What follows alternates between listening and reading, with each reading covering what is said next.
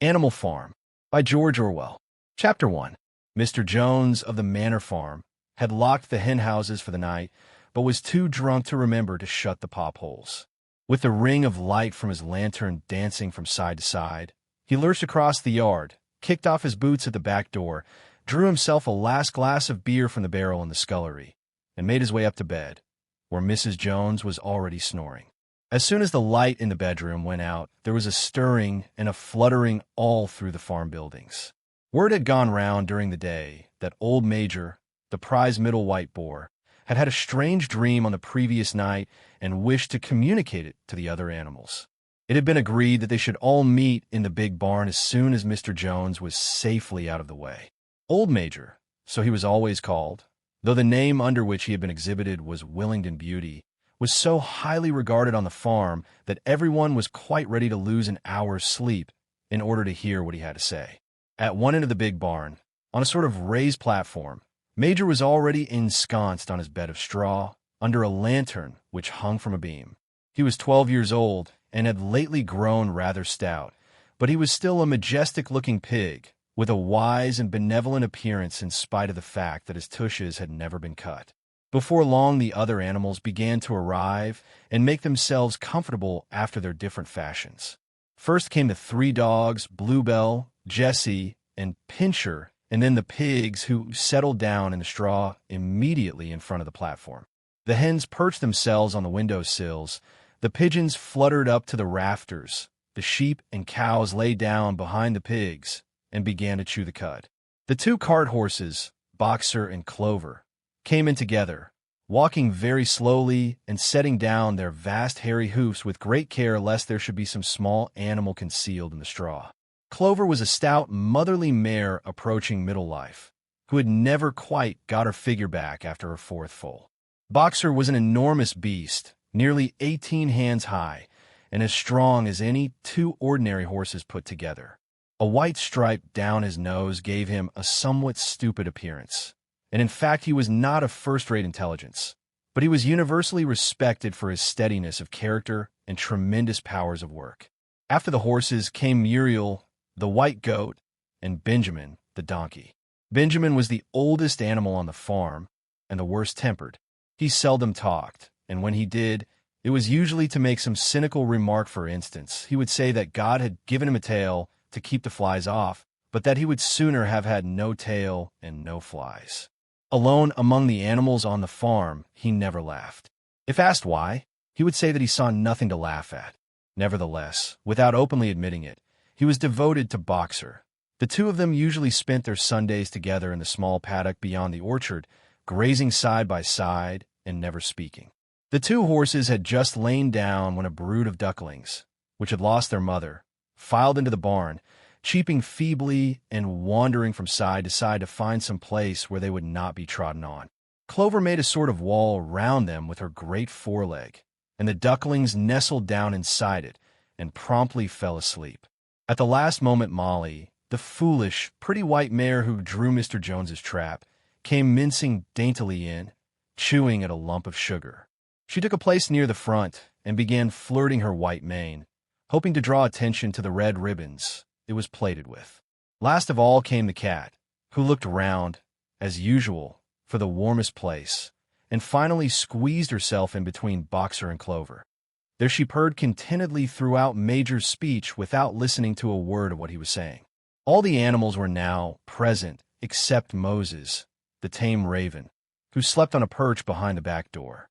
When Major saw that they had all made themselves comfortable and were waiting attentively, he cleared his throat and began.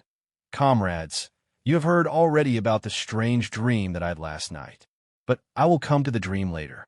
I have something else to say first. I do not think, comrades, that I shall be with you for many months longer, and before I die, I feel it my duty to pass on to you such wisdom as I have acquired. I have had a long life. I have had much time for thought as I lay alone in my stall, and I think I may say that I understand the nature of life on this earth as well as any animal now living. It is about this that I wish to speak to you. Now, comrades, what is the nature of this life of ours? Let's face it, our lives are miserable, laborious, and short. We are born, We are given just so much food as will keep the breath in our bodies. And those of us who are capable of it are forced to work to the last atom of our strength. And the very instant that our usefulness has come to an end, we are slaughtered with hideous cruelty. No animal in England knows the meaning of happiness or leisure after he is a year old. No animal in England is free. The life of an animal is misery and slavery. That is the plain truth. But is this simply part of the order of nature? Is it because this land of ours is so poor that it cannot afford a decent life to those who dwell upon it? No, comrades, 1,000 times no. The soil of England is fertile. Its climate is good. It is capable of affording food in abundance to an enormously greater number of animals than now inhabit it. This single farm of ours would support a dozen horses, 20 cows, hundreds of sheep, and all of them living in a comfort and a dignity that are now almost beyond our imagining. Why then do we continue in this miserable condition? Because nearly the whole of the produce of our labor is stolen from us by human beings. Their comrades is the answer to all our problems. It is summed up in a single word, man. Man is the only real enemy we have. Remove man from the scene, and the root cause of hunger and overwork is abolished forever. Man is the only creature that consumes without producing. He does not give milk. He does not lay eggs. He is too weak to pull the plow. He cannot run fast enough to catch rabbits. Yet he is lord of all the animals. He sets them to work. He gives back to them the bare minimum that will prevent them from starving, and the rest he keeps for himself.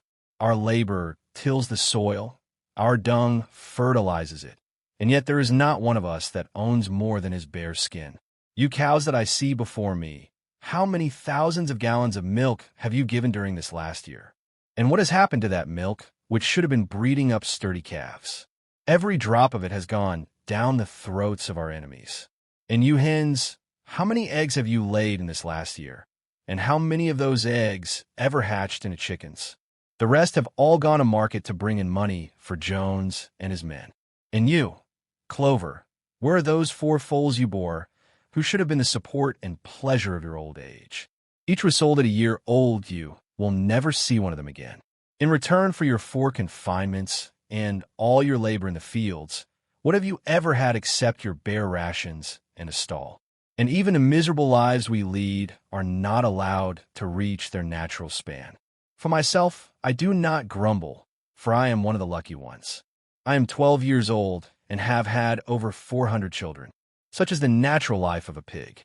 But no animal escapes the cruel knife in the end. You young porkers who are sitting in front of me, every one of you will scream your lives out at the block within a year.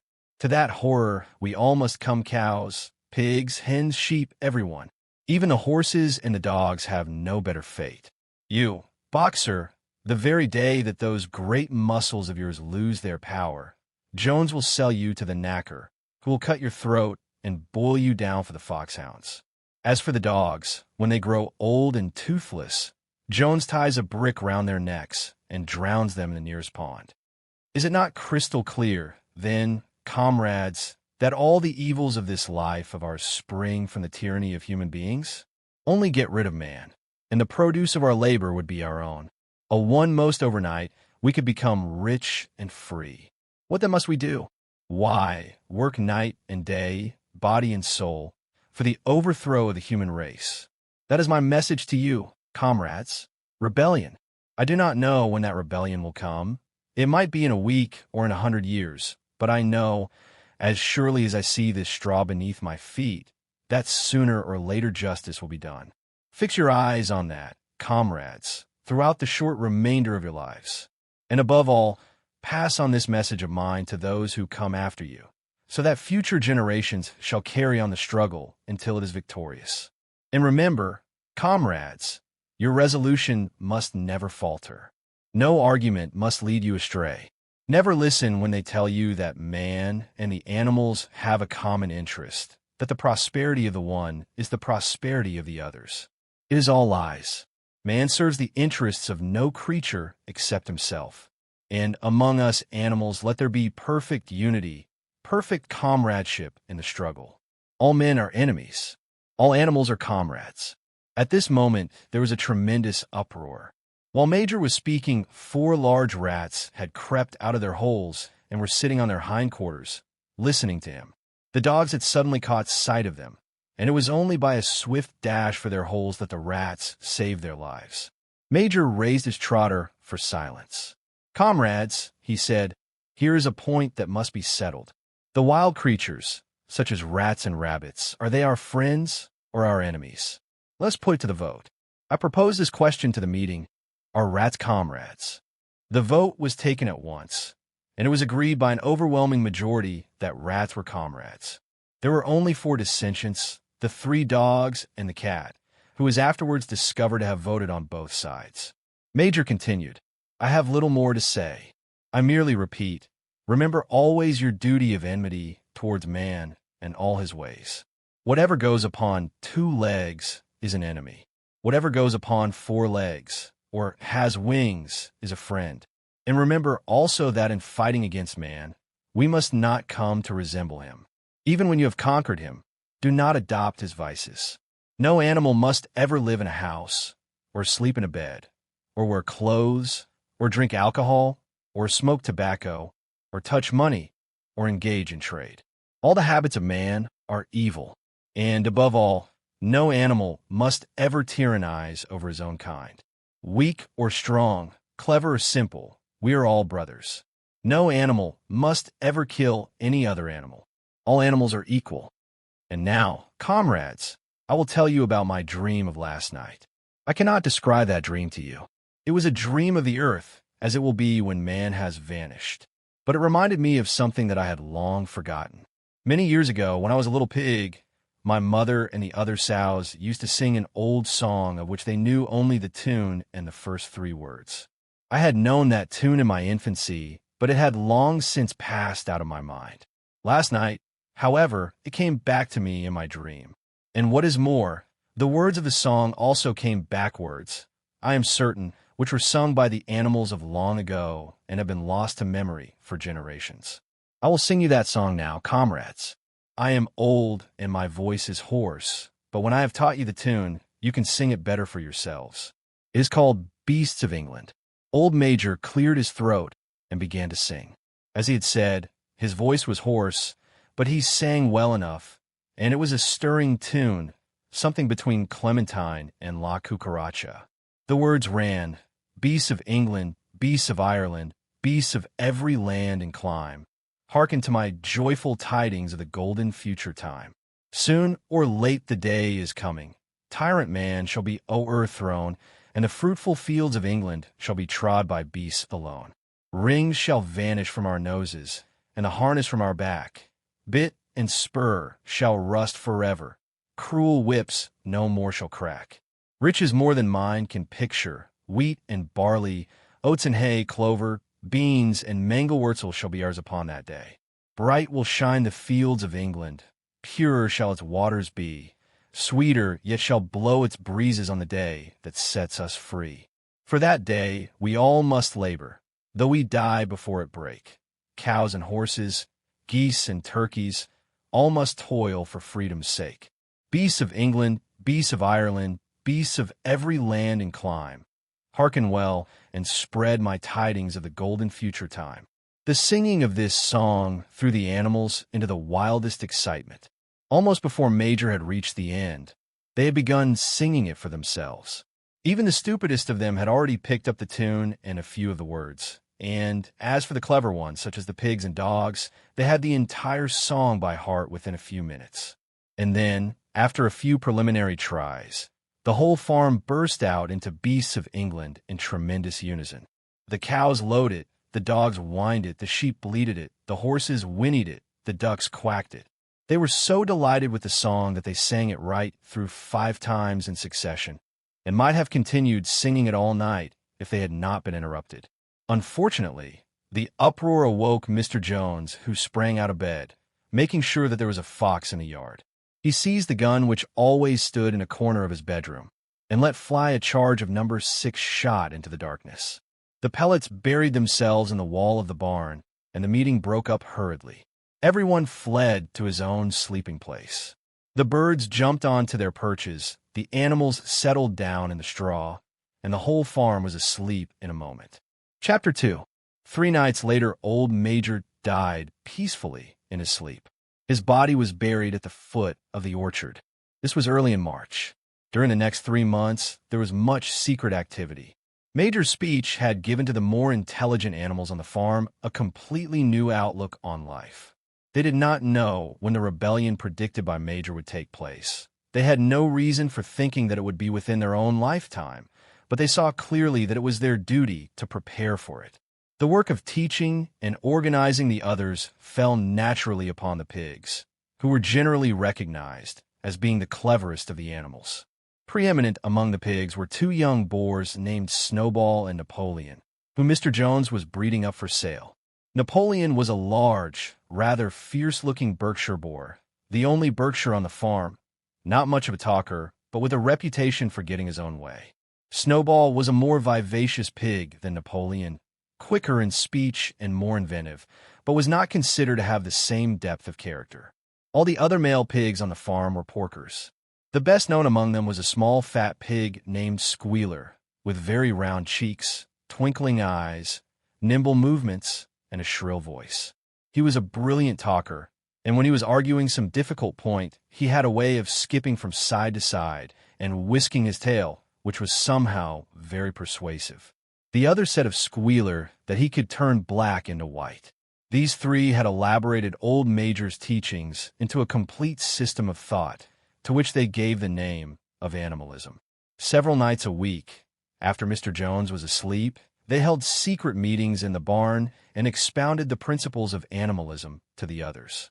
At the beginning, they met with much stupidity and apathy. Some of the animals talked of the duty of loyalty to Mr. Jones, whom they referred to as Master, or made elementary remarks such as, "Mr. Jones feeds us. If he were gone, we should starve to death." Others asked such questions as, "Why should we care what happens after we are dead? Or if this rebellion is to happen anyway, what difference does it make whether we work for it or not?" And the pigs had great difficulty in making them see that this was contrary to the spirit of animalism. The stupidest questions of all were asked by Molly, the white mare. The very first question she asked Snowball was, "Will there still be sugar after the rebellion?" "No," said Snowball firmly. "We have no means of making sugar on this farm. Besides, you do not need sugar. You will have all the oats and hay you want." "And shall I still be allowed to wear ribbons in my mane?" asked Molly. "Comrade," said Snowball, "those ribbons that you are so devoted to are the badge of slavery. Can you not understand that liberty is worth more than ribbons?" Molly agreed, but she did not sound very convinced. The pigs had an even harder struggle to counteract the lies put about by Moses, the tame raven. Moses, who was Mr. Jones's especial pet, was a spy and a talebearer, but he was also a clever talker. He claimed to know of the existence of a mysterious country called Sugar Candy Mountain, to which all animals went when they died. It was situated somewhere up in the sky, a little distance beyond the clouds, Moses said. In Sugar Candy Mountain, it was Sunday, 7 days a week. Clover was in season all the year round, and lump sugar and linseed cake grew on the hedges. The animals hated Moses because he told tales and did no work, but some of them believed in Sugar Candy Mountain, and the pigs had to argue very hard to persuade them that there was no such place. Their most faithful disciples were the 2 cart horses, Boxer and Clover. These 2 had great difficulty in thinking anything out for themselves, but having once accepted the pigs as their teachers, they absorbed everything that they were told and passed it on to the other animals by simple arguments. They were unfailing in their attendance at the secret meetings in the barn, and led the singing of Beasts of England, with which the meetings always ended. Now, as it turned out, the rebellion was achieved much earlier and more easily than anyone had expected. In past years, Mr. Jones, although a hard master, had been a capable farmer, but of late he had fallen on evil days.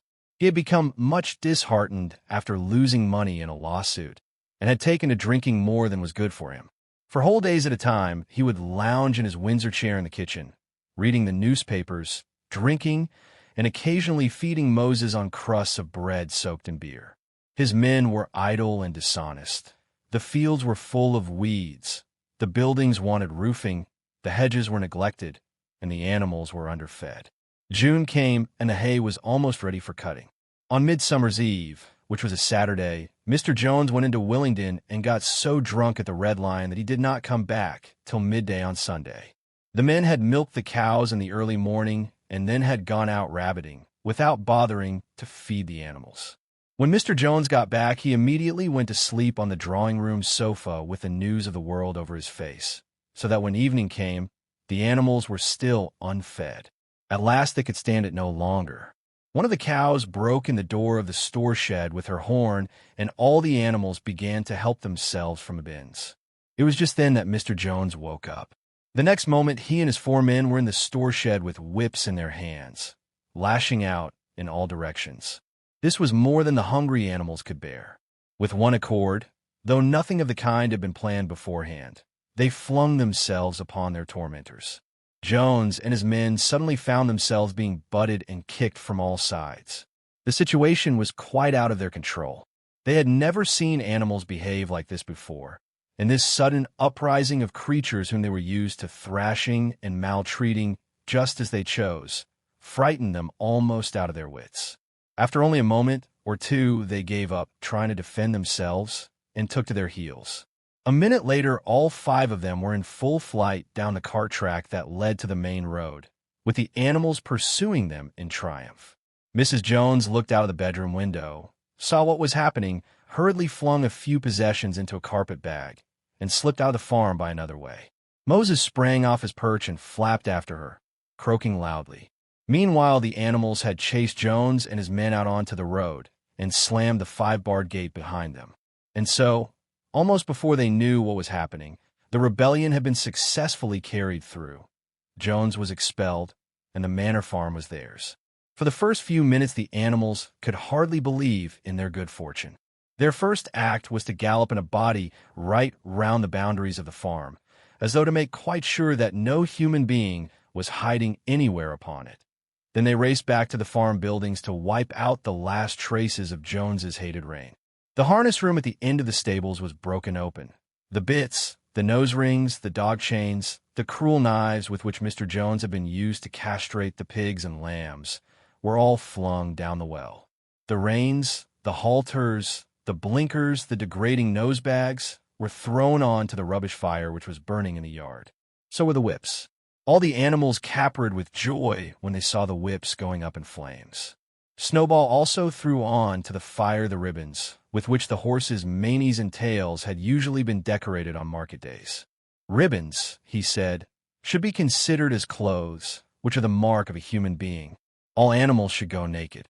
When Boxer heard this, he fetched the small straw hat which he wore in summer to keep the flies out of his ears, and flung it on to the fire with the rest. In a very little while the animals had destroyed everything that reminded them of Mr. Jones. Napoleon then led them back to the store shed and served out a double ration of corn to everybody, with 2 biscuits for each dog. Then they sang Beasts of England from end to end 7 times running, and after that they settled down for the night and slept as they had never slept before. But they woke at dawn as usual, and suddenly remembering the glorious thing that had happened, they all raced out into the pasture together. A little way down the pasture, there was a knoll that commanded a view of most of the farm. The animals rushed to the top of it and gazed round them in the clear morning light. Yes, it was theirs. Everything that they could see was theirs. In the ecstasy of that thought, they gamboled round and round. They hurled themselves into the air in great leaps of excitement. They rolled in the dew. They cropped mouthfuls of the sweet summer grass. They kicked up clods of the black earth and snuffed its rich scent. Then they made a tour of inspection of the whole farm and surveyed with speechless admiration the ploughland, the hayfield, the orchard, the pool, the spinney. It was as though they had never seen these things before, and even now they could hardly believe that it was all their own. Then they filed back to the farm buildings and halted in silence outside the door of the farmhouse. That was theirs too, but they were frightened to go inside. After a moment, however, Snowball and Napoleon butted the door open with their shoulders, and the animals entered in single file, walking with the utmost care for fear of disturbing anything. They tiptoed from room to room, afraid to speak above a whisper and gazing with a kind of awe at the unbelievable luxury, at the beds with their feather mattresses, the looking-glasses, the horsehair sofa, the Brussels carpet, the lithograph of Queen Victoria over the drawing-room mantelpiece. There were lusts coming down the stairs when Molly was discovered to be missing.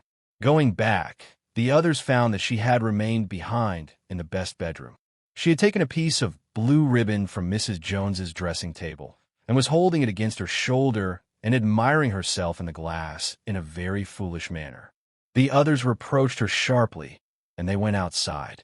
Some hams hanging in the kitchen were taken out for burial, and the barrel of beer in the scullery was stove in with a kick from Boxer's hoof. Otherwise, nothing in the house was touched. A unanimous resolution was passed on the spot that the farmhouse should be preserved as a museum. All were agreed that no animal must ever live there. The animals had their breakfast, and then Snowball and Napoleon called them together again. "Comrades," said Snowball, "it is 6:30, and we have a long day before us. Today we begin the hay harvest. But there is another matter that must be attended to first." The pigs now revealed that during the past 3 months they had taught themselves to read and write from an old spelling book, which had belonged to Mr. Jones's children, and which had been thrown on the rubbish heap. Napoleon sent for pots of black and white paint, and led the way down to the 5-barred gate that gave on to the main road. Then Snowball, for it was Snowball who was best at writing, took a brush between the 2 knuckles of his trotter, painted out Manor Farm from the top bar of the gate, and in its place painted Animal Farm. This was to be the name of the farm from now onwards. After this, they went back to the farm buildings, where Snowball and Napoleon sent for a ladder which they caused to be set against the end wall of the big barn. They explained that by their studies of the past 3 months the pigs had succeeded in reducing the principles of animalism to 7 commandments. These 7 commandments would now be inscribed on the wall. They would form an unalterable law by which all the animals on Animal Farm must live forever after. With some difficulty, for it is not easy for a pig to balance himself on a ladder, Snowball climbed up and set to work, with Squealer a few rungs below him holding the paint pot. The commandments were written on the tarred wall in great white letters that could be read 30 yards away. They ran thus: the 7 commandments. 1. Whatever goes upon 2 legs is an enemy. 2. Whatever goes upon 4 legs or has wings is a friend. 3. No animal shall wear clothes. 4. No animal shall sleep in a bed. 5. No animal shall drink alcohol. 6. No animal shall kill any other animal. 7. All animals are equal. It was very neatly written, and except that friend was written frind, and one of the S's was the wrong way round, the spelling was correct all the way through. Snowball read it aloud for the benefit of the others. All the animals nodded in complete agreement, and the clever ones at once began to learn the commandments by heart. "Now, comrades," cried Snowball, throwing down the paintbrush, "to the hayfield. Let us make it a point of honor to get in the harvest more quickly than Jones and his men could do." But at this moment the 3 cows, who had seemed uneasy for some time past, set up a loud lowing. They had not been milked for 24 hours, and their udders were almost bursting. After a little thought, the pigs sent for buckets and milked the cows fairly successfully, their trotters being well adapted to this task.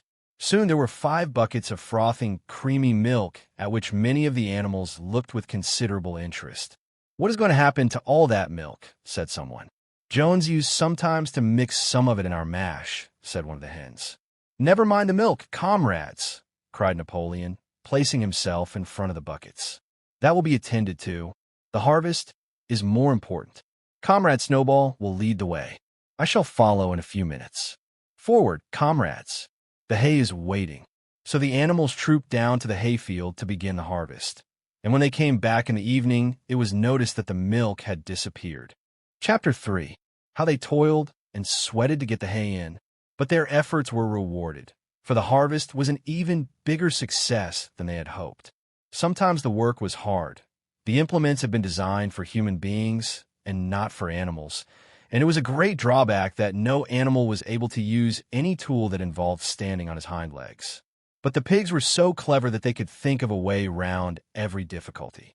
As for the horses, they knew every inch of the field, and in fact understood the business of mowing and raking far better than Jones and his men had ever done.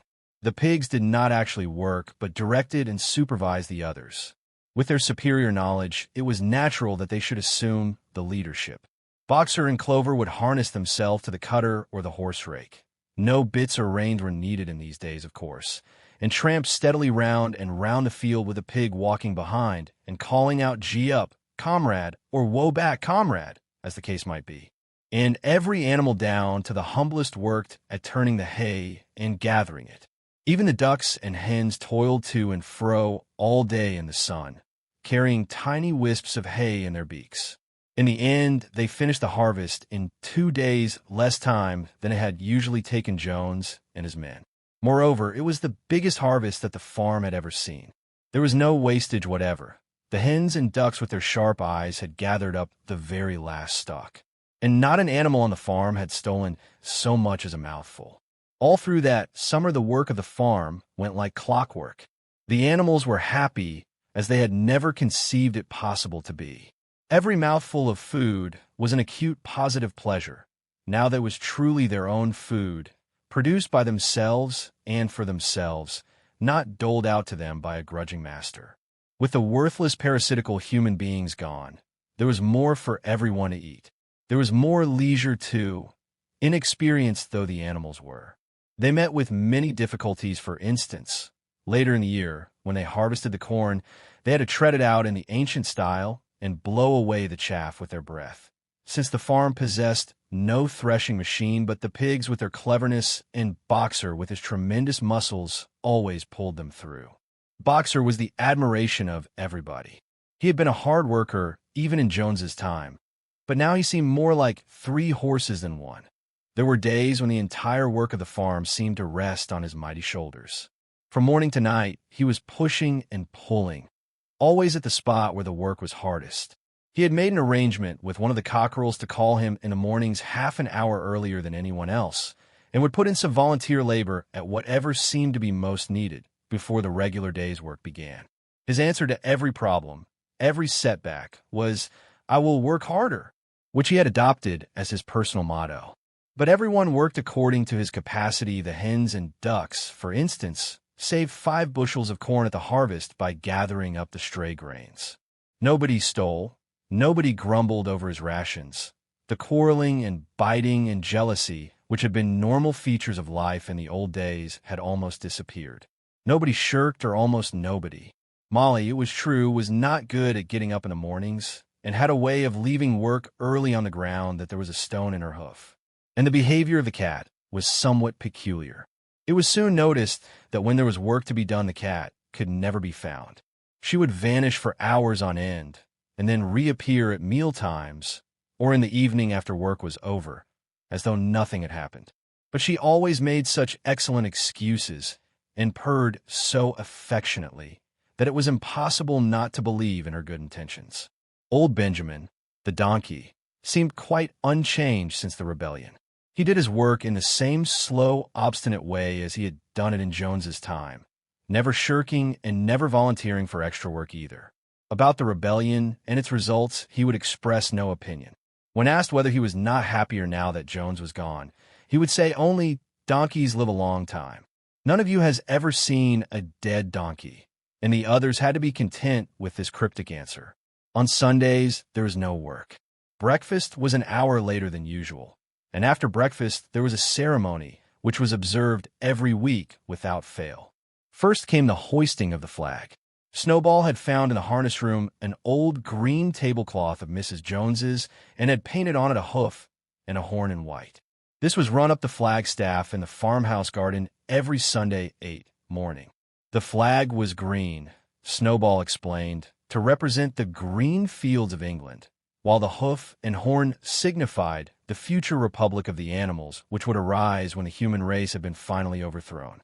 After the hoisting of the flag, all the animals trooped into the big barn for a general assembly which was known as the meeting. Here the work of the coming week was planned out and resolutions were put forward and debated. It was always the pigs who put forward the resolutions. The other animals understood how to vote, but could never think of any resolutions of their own. Snowball and Napoleon were by far the most active in the debates. But it was noticed that these two were never in agreement.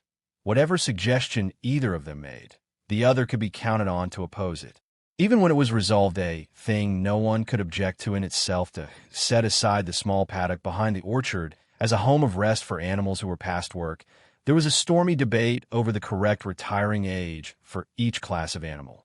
The meeting always ended with the singing of Beasts of England, and the afternoon was given up to recreation. The pigs had set aside the harness room as a headquarters for themselves. Here, in the evenings, they studied blacksmithing, carpentering, and other necessary arts from books which they had brought out of the farmhouse. Snowball also busied himself with organizing the other animals into what he called animal committees. He was indefatigable at this. He formed the Egg Production Committee for the hens, the Clean Tails League for the cows, the Wild Comrades Re-Education Committee. The object of this was to tame the rats and rabbits, the Whiter Wool Movement for the sheep, and various others, besides instituting classes in reading and writing. On the whole, these projects were a failure. The attempt to tame the wild creatures, for instance, broke down almost immediately. They continued to behave very much as before, and when treated with generosity, simply took advantage of it. The cat joined the Re-Education Committee and was very active in it for some days. She was seen one day sitting on a roof and talking to some sparrows who were just out of her reach. She was telling them that all animals were now comrades, and that any sparrow who chose could come and perch on her paw, but the sparrows kept their distance. The reading and writing classes, however, were a great success.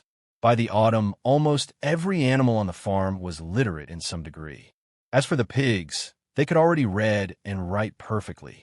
The dogs learned to read fairly well, but were not interested in reading anything except the 7 Commandments. Muriel, the goat, could read somewhat better than the dogs, and sometimes used to read to the others in the evenings from scraps of newspaper which she found on the rubbish heap.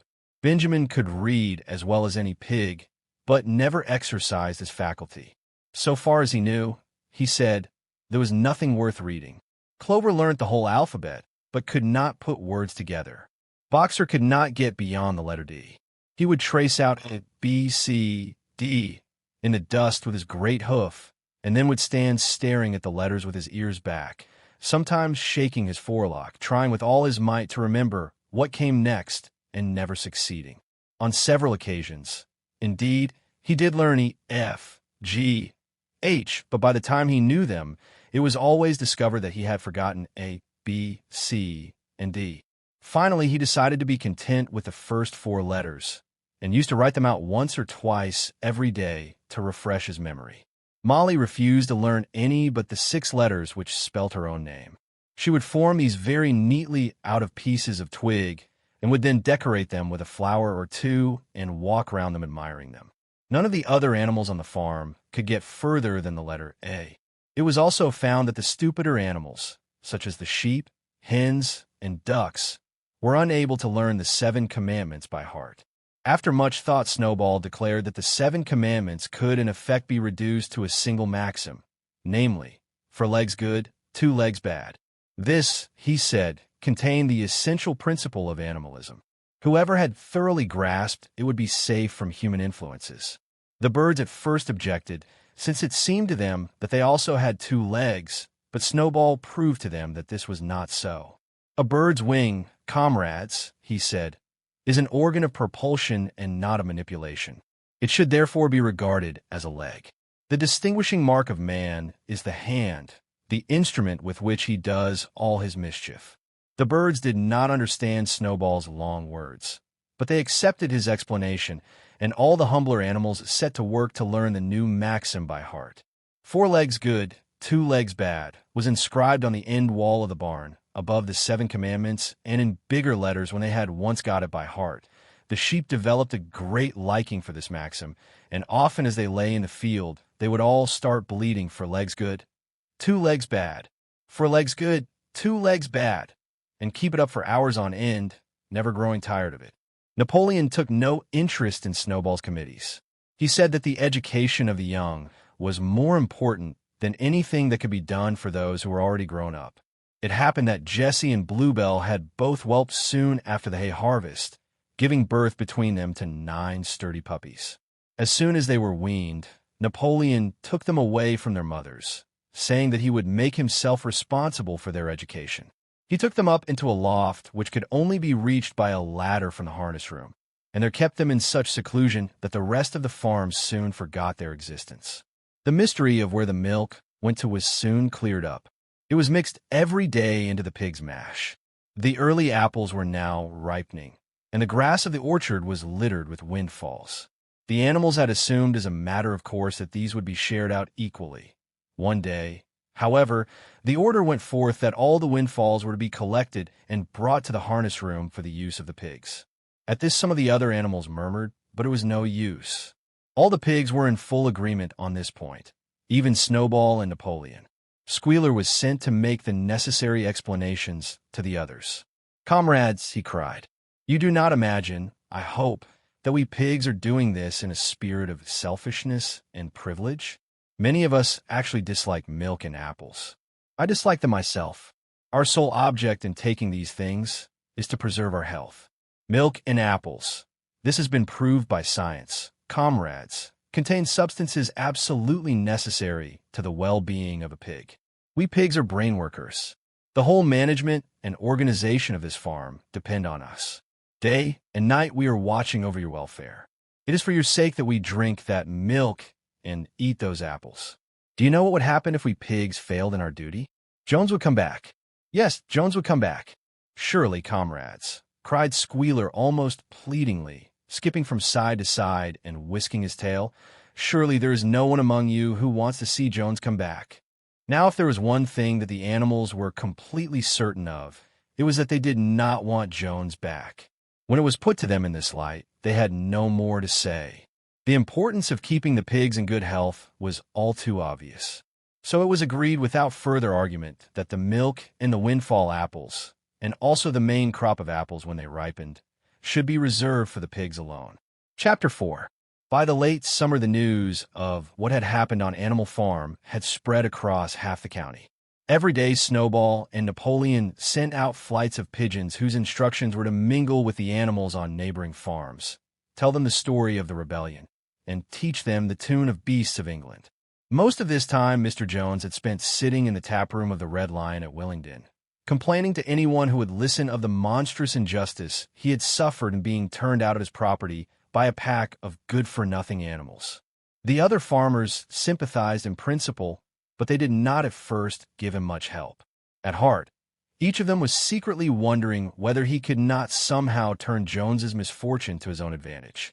It was lucky that the owners of the 2 farms which adjoined Animal Farm were on permanently bad terms.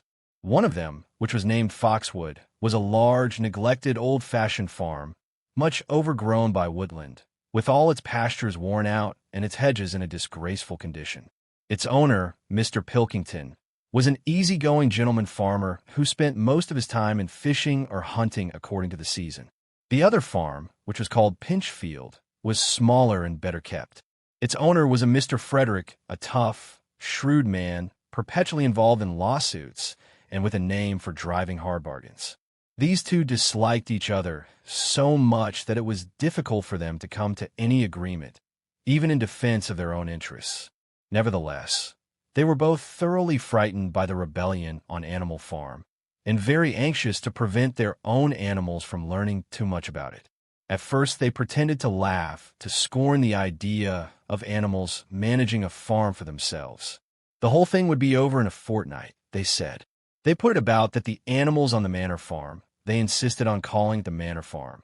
They would not tolerate the name Animal Farm, were perpetually fighting among themselves, and were also rapidly starving to death.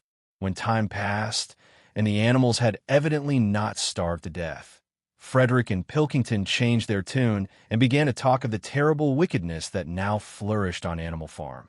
It was given out that the animals there practiced cannibalism, tortured one another with red-hot horseshoes, and had their females in common.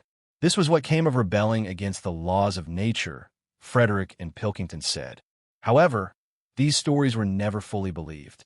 Rumors of a wonderful farm, where the human beings had been turned out and the animals managed their own affairs, continued to circulate in vague and distorted forms, and throughout that year a wave of rebelliousness ran through the countryside. Bulls, which had always been tractable, suddenly turned savage. Sheep broke down hedges and devoured the clover. Cows kicked the pail over. Hunters refused their fences and shot their riders onto the other side. Above all, the tune and even the words of beasts of England were known everywhere. It had spread with astonishing speed. The human beings could not contain their rage when they heard this song, though they pretended to think it merely ridiculous. They could not understand, they said, how even animals could bring themselves to sing such contemptible rubbish. Any animal caught singing, it was given a flogging on the spot. And yet the song was irrepressible. The blackbirds whistled it in the hedges. The pigeons cooed it in the elms. It got into the din of the smithies and the tune of the church bells. And when the human beings listened to it, they secretly trembled, hearing in it a prophecy of their future doom. Early in October, when the corn was cut and stacked, and some of it was already threshed, a flight of pigeons came whirling through the air and alighted in the yard of Animal Farm in the wildest excitement. Jones and all his men, with half a dozen others from Foxwood and Pinchfield, had entered the 5-bar gate and were coming up the cart track that led to the farm. They were all carrying sticks, except Jones, who was marching ahead with a gun in his hands. Obviously, they were going to attempt the recapture of the farm. This had long been expected, and all preparations had been made. Snowball, who had studied an old book of Julius Caesar's campaigns which he had found in the farmhouse, was in charge of the defensive operations. He gave his orders quickly, and in a couple of minutes every animal was at his post.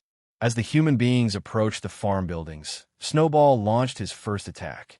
All the pigeons, to the number of 35, flew to and fro over the men's heads and muted upon them from mid-air. And while the men were dealing with this, the geese, who had been hiding behind the hedge, rushed out and pecked viciously at the calves of their legs. However, this was only a light, skirmishing maneuver, intended to create a little disorder, and the men easily drove the geese off with their sticks. Snowball now launched his second line of attack.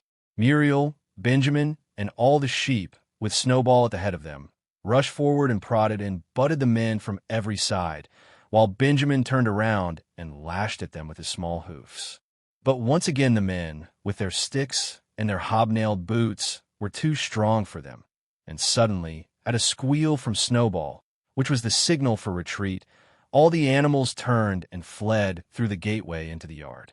The men gave a shout of triumph. They saw, as they imagined, their enemies in flight, and they rushed after them in disorder. This was just what Snowball had intended. As soon as they were well inside the yard, the 3 horses, the 3 cows, and the rest of the pigs, who had been lying in ambush in the cowshed, suddenly emerged in their rear, cutting them off. Snowball now gave the signal for the charge. He himself dashed straight for Jones.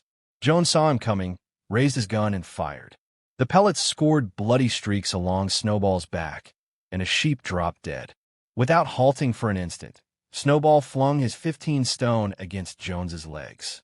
Jones was hurled into a pile of dung, and his gun flew out of his hands. But the most terrifying spectacle of all was Boxer, rearing up on his hind legs and striking out with his great iron-shod hoofs like a stallion. His very first blow took a stable lad from Foxwood on the skull and stretched him lifeless in the mud. At the sight, several men dropped their sticks and tried to run. Panic overtook them, and the next moment all the animals together were chasing them round and round the yard. They were gored, kicked, bitten, trampled on. There was not an animal on the farm that did not take vengeance on them, after his own fashion. Even the cat suddenly leapt off a roof onto a cowman's shoulders and sank her claws in his neck, at which he yelled horribly. At a moment when the opening was clear, the men were glad enough to rush out of the yard and make a bolt for the main road. And so within 5 minutes of their invasion, they were in ignominious retreat by the same way as they had come, with a flock of geese hissing after them and pecking at their calves all the way. All the men were gone except one.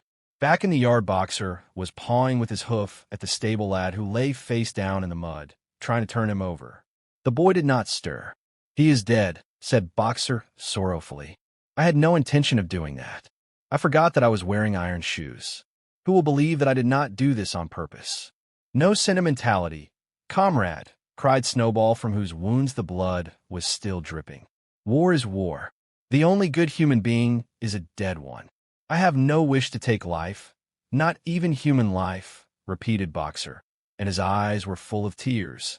Where is Molly? Exclaimed somebody. Molly, in fact, was missing. For a moment there was great alarm. It was feared that the men might have harmed her in some way, or even carried her off with them.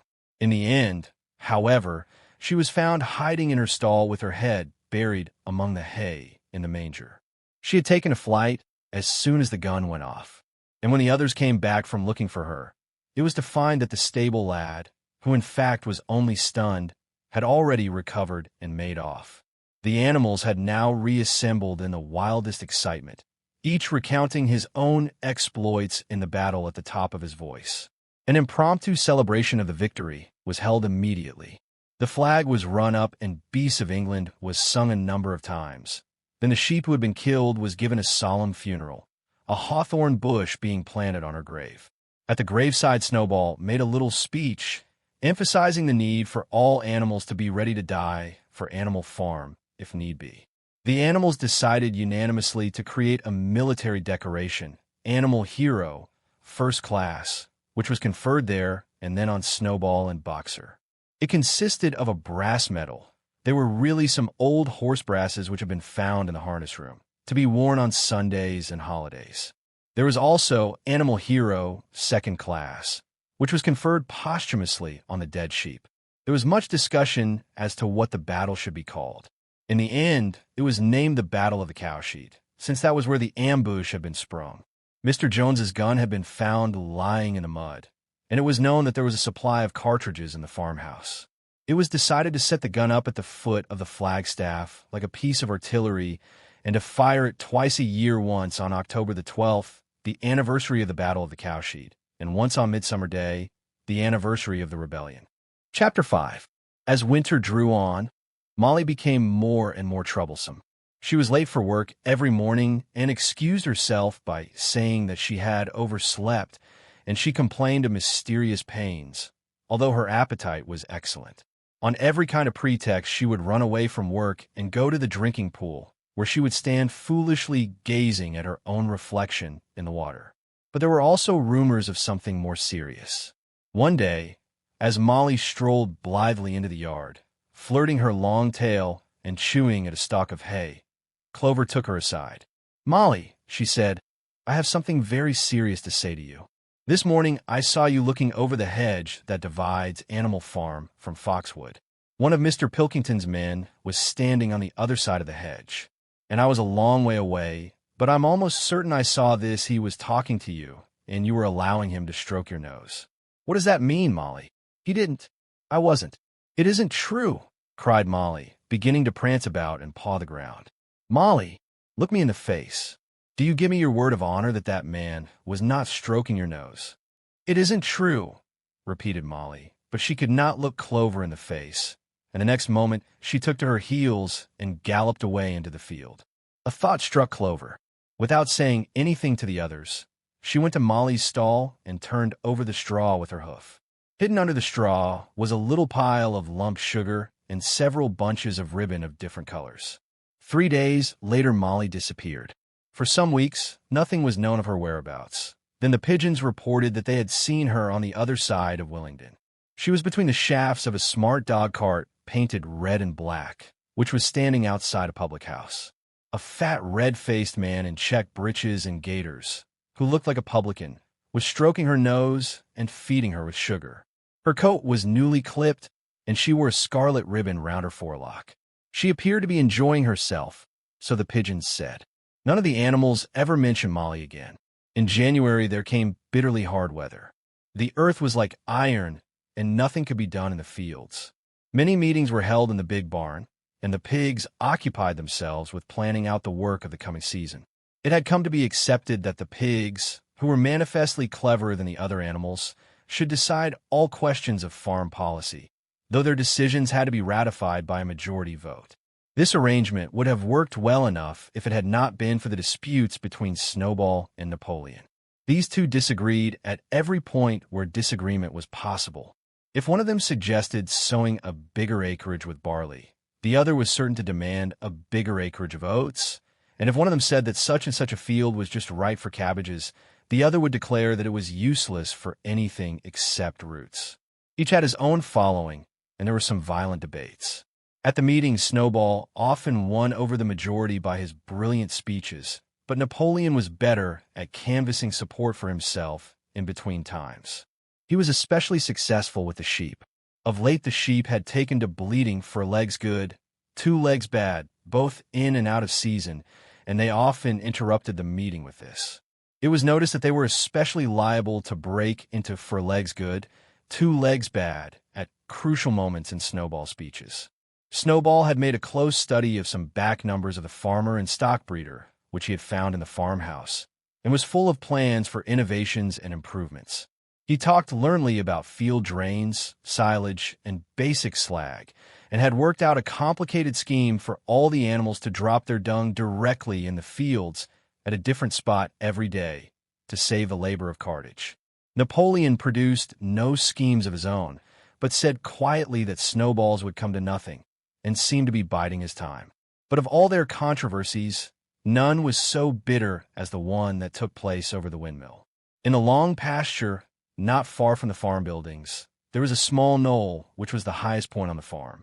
After surveying the ground, Snowball declared that this was just the place for a windmill, which could be made to operate a dynamo and supply the farm with electrical power. This would light the stalls and warm them in winter, and would also run a circular saw, a chaff cutter, a mangle slicer, and an electric milking machine.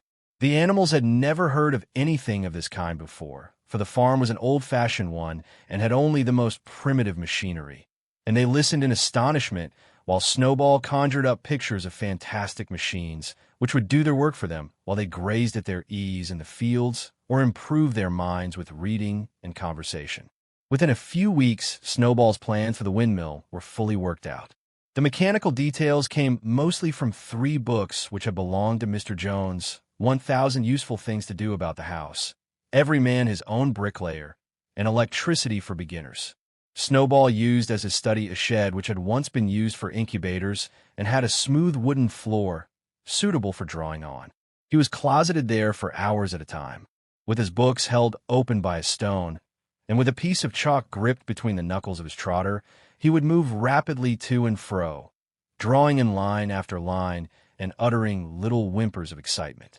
Gradually the plans grew into a complicated mass of cranks and cogwheels, covering more than half the floor, which the other animals found completely unintelligible but very impressive.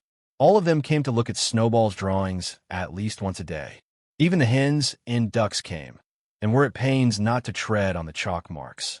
Only Napoleon held aloof. He had declared himself against the windmill from the start. One day, however, he arrived unexpectedly to examine the plans.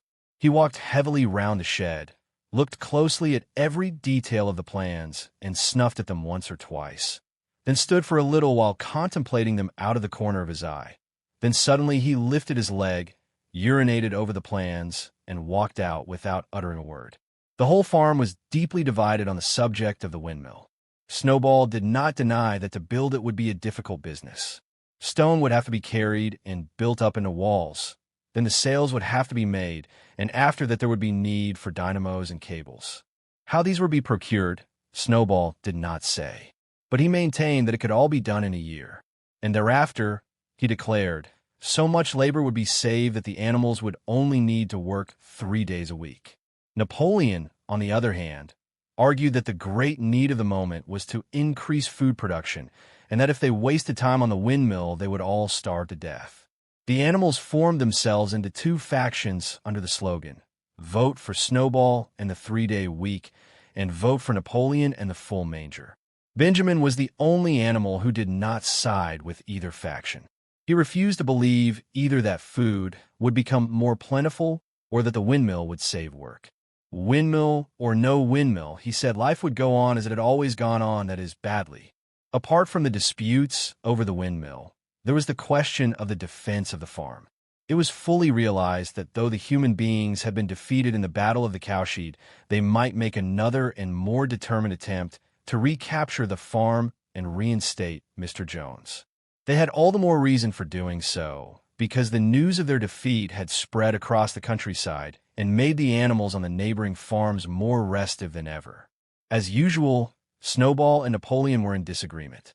According to Napoleon, what the animals must do was to procure firearms and train themselves in the use of them.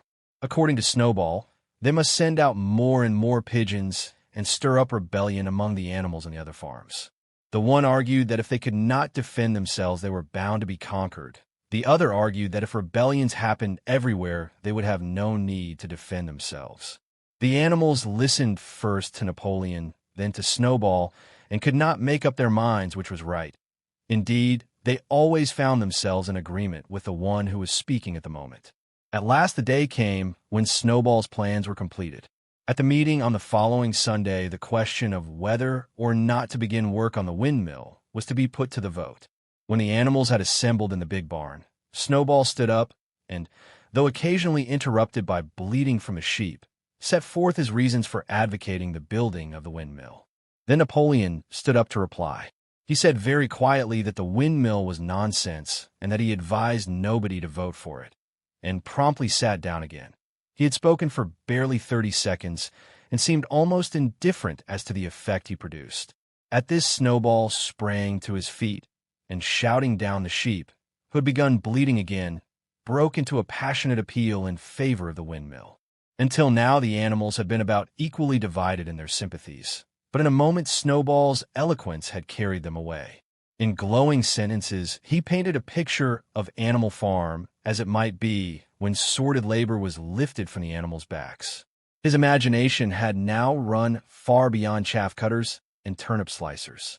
Electricity, he said, could operate threshing machines, plows, harrows, rollers, and reapers and binders, besides supplying every stall with its own electric light, hot and cold water, and an electric heater. By the time he had finished speaking, there was no doubt as to which way the vote would go. But just at this moment, Napoleon stood up and, casting a peculiar sidelong look at Snowball, uttered a high-pitched whimper of a kind no one had ever heard him utter before.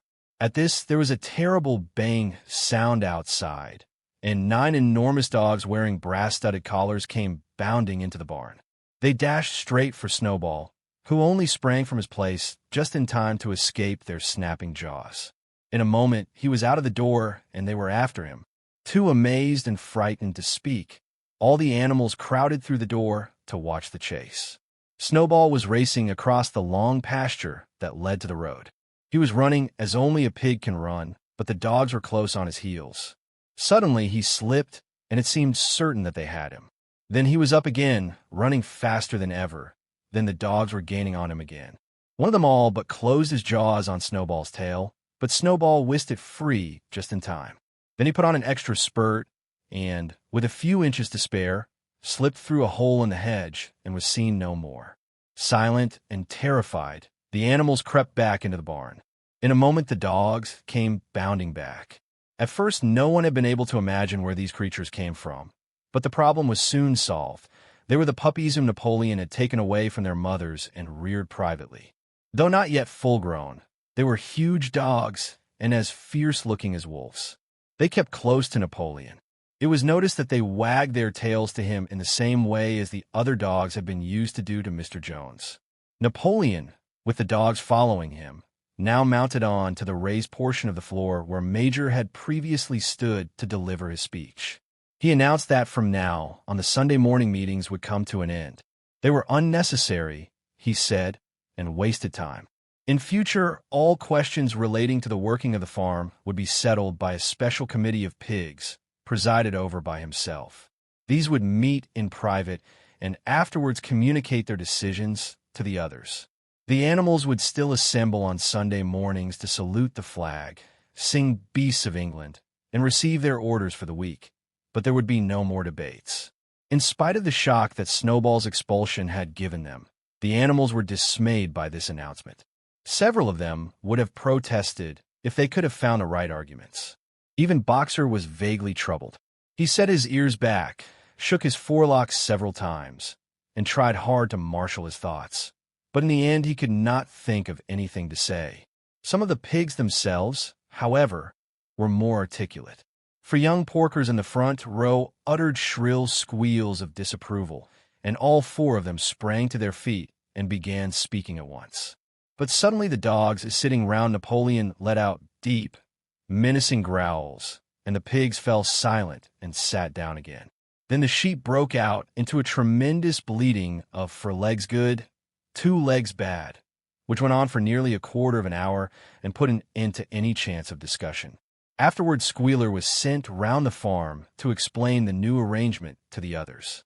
"Comrades," he said, "I trust that every animal here appreciates the sacrifice that Comrade Napoleon has made in taking this extra labor upon himself. Do not imagine, comrades, that leadership is a pleasure.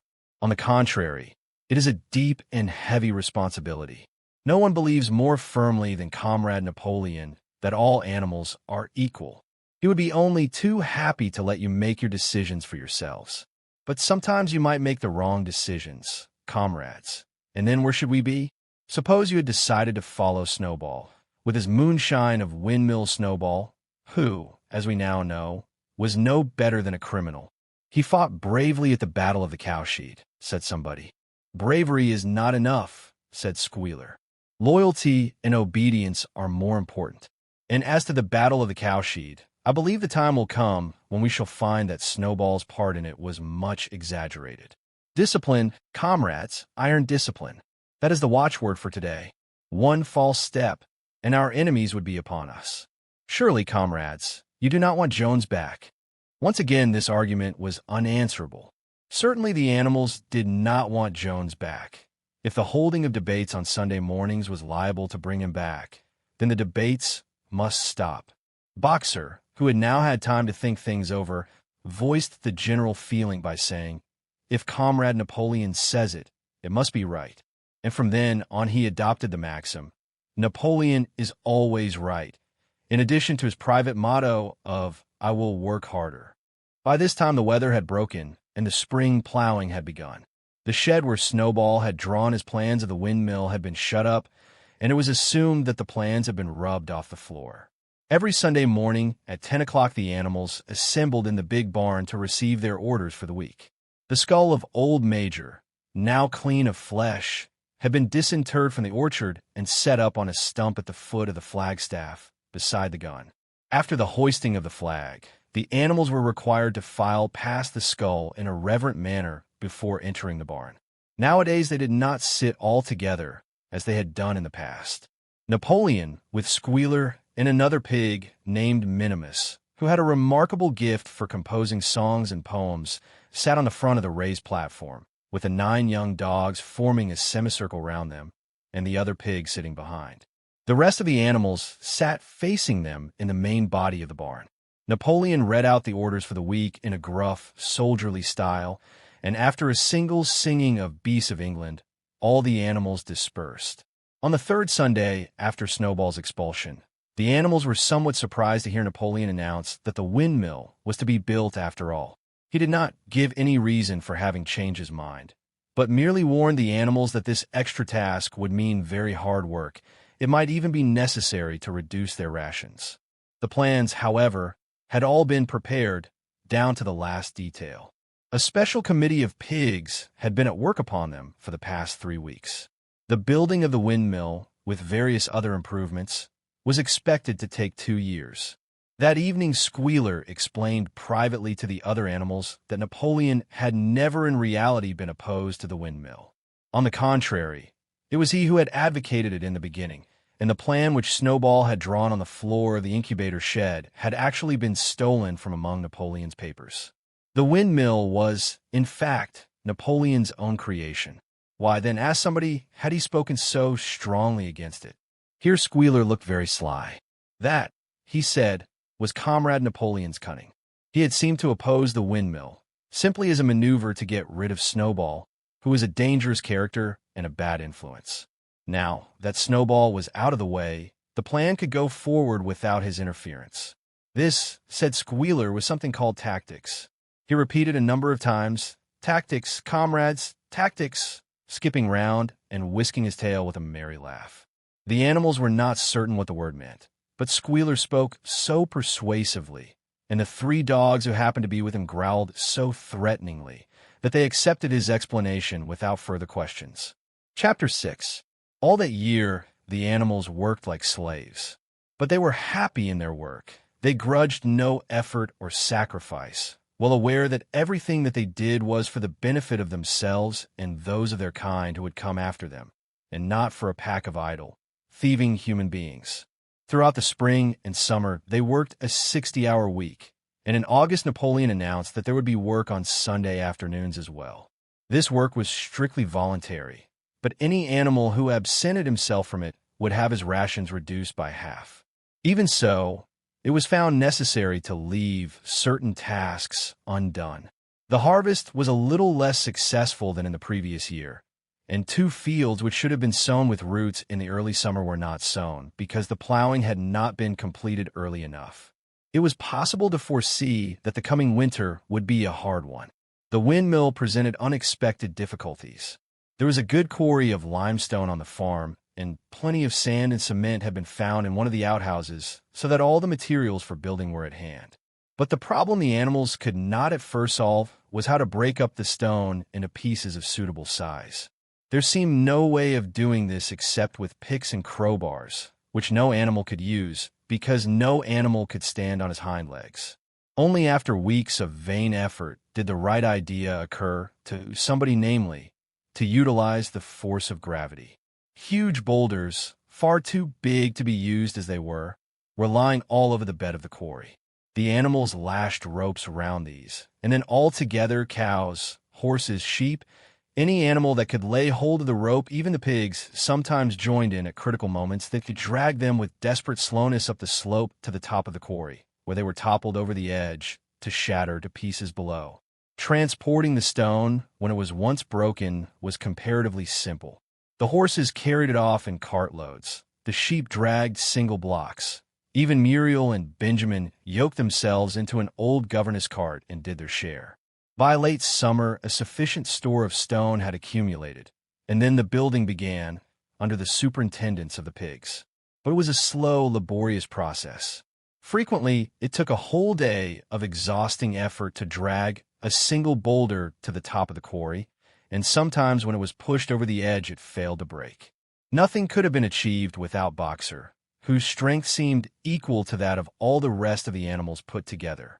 When the boulder began to slip, and the animals cried out in despair at finding themselves dragged down the hill, it was always Boxer who strained himself against the rope and brought the boulder to a stop. To see him toiling up the slope inch by inch, his breath coming fast, the tips of his hoofs clawing at the ground, and his great sides matted with sweat, filled everyone with admiration. Clover warned him sometimes to be careful not to overstrain himself, but Boxer would never listen to her. His 2 slogans, "I will work harder," and "Napoleon is always right," seemed to him a sufficient answer to all problems. He had made arrangements with the cockerel to call him 3/4 of an hour earlier in the mornings instead of half an hour. And in his spare moments, of which there were not many nowadays, he would go alone to the quarry, collect a load of broken stone, and drag it down to the site of the windmill unassisted. The animals were not badly off throughout that summer, in spite of the hardness of their work. If they had no more food than they had had in Jones's day, at least they did not have less. The advantage of only having to feed themselves and not having to support 5 extravagant human beings as well was so great that it would have taken a lot of failures to outweigh it. And in many ways, the animal method of doing things was more efficient and saved labor. Such jobs as weeding, for instance, could be done with a thoroughness impossible to human beings. And again, since no animal now stole, it was unnecessary to fence off pasture from arable land, which saved a lot of labor on the upkeep of hedges and gates. Nevertheless, as the summer wore on, various unforeseen shortages began to make themselves felt. There was need of paraffin oil, nails, string, dog biscuits, and iron for the horses' shoes, none of which could be produced on the farm. Later, there would also be need for seeds and artificial manures besides various tools, and finally, the machinery for the windmill. How these were to be procured, no one was able to imagine.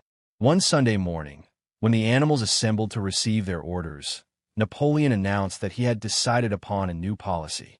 From now onwards, Animal Farm would engage in trade with the neighboring farms. Not, of course, for any commercial purpose, but simply in order to obtain certain materials which were urgently necessary. The needs of the windmill must override everything else, he said. He was therefore making arrangements to sell a stack of hay and part of the current year's wheat crop, and later on, if more money were needed, it would have to be made up by the sale of eggs, for which there was always a market in Wellington. The hens, said Napoleon, should welcome this sacrifice as their own special contribution towards the building of the windmill. Once again, the animals were conscious of a vague uneasiness. Never to have any dealings with human beings, never to engage in trade, never to make use of money, had not these been among the earliest resolutions passed at that first triumphant meeting after Jones was expelled? All the animals remembered passing such resolutions, or at least they thought that they remembered it. The 4 young pigs who had protested when Napoleon abolished the meetings raised their voices timidly, but they were promptly silenced by a tremendous growling from the dogs. Then, as usual, the sheep broke into 4 legs good, 2 legs bad, and the momentary awkwardness was smoothed over. Finally, Napoleon raised a trotter for silence and announced that he had already made all the arrangements. There would be no need for any of the animals to come in contact with human beings, which would clearly be most undesirable. He intended to take the whole burden upon his own shoulders. A Mr. Whymper, a solicitor living in Willingdon, had agreed to act as intermediary between Animal Farm and the outside world, and would visit the farm every Monday morning to receive his instructions. Napoleon ended his speech with his usual cry of "Long live Animal Farm," and after the singing of Beasts of England the animals were dismissed. Afterwards, Squealer made a round of the farm and set the animals' minds at rest. He assured them that the resolution against engaging in trade and using money had never been passed, or even suggested. It was pure imagination, probably traceable in the beginning to lies circulated by Snowball. A few animals still felt faintly doubtful, but Squealer asked them shrewdly, "Are you certain that this is not something that you have dreamed, comrades? Have you any record of such a resolution? Is it written down anywhere?" And since it was certainly true that nothing of the kind existed in writing, the animals were satisfied that they had been mistaken. Every Monday, Mr. Whymper visited the farm as had been arranged. He was a sly-looking little man with side whiskers, a solicitor in a very small way of business, but sharp enough to have realized earlier than anyone else that Animal Farm would need a broker and that the commissions would be worth having. The animals watched his coming and going with a kind of dread, and avoided him as much as possible. Nevertheless, the sight of Napoleon on all fours delivering orders to Whymper, who stood on 2 legs, roused their pride and partly reconciled them to the new arrangement. Their relations with the human race were now not quite the same as they had been before. The human beings did not hate Animal Farm any less now that it was prospering. Indeed, they hated it more than ever. Every human being held it as an article of faith that the farm would go bankrupt sooner or later, and above all, that the windmill would be a failure.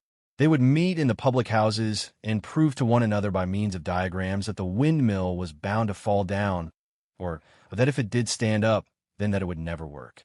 And yet, against their will, they had developed a certain respect for the efficiency with which the animals were managing their own affairs. One symptom of this was that they had begun to call about to enter into a definite business agreement, either with Mr. Pilkington of Foxwood or with Mr. Frederick of Pinchfield, but never, it was noticed, with both simultaneously. It was about this time that the pigs suddenly moved into the farmhouse and took up their residence there.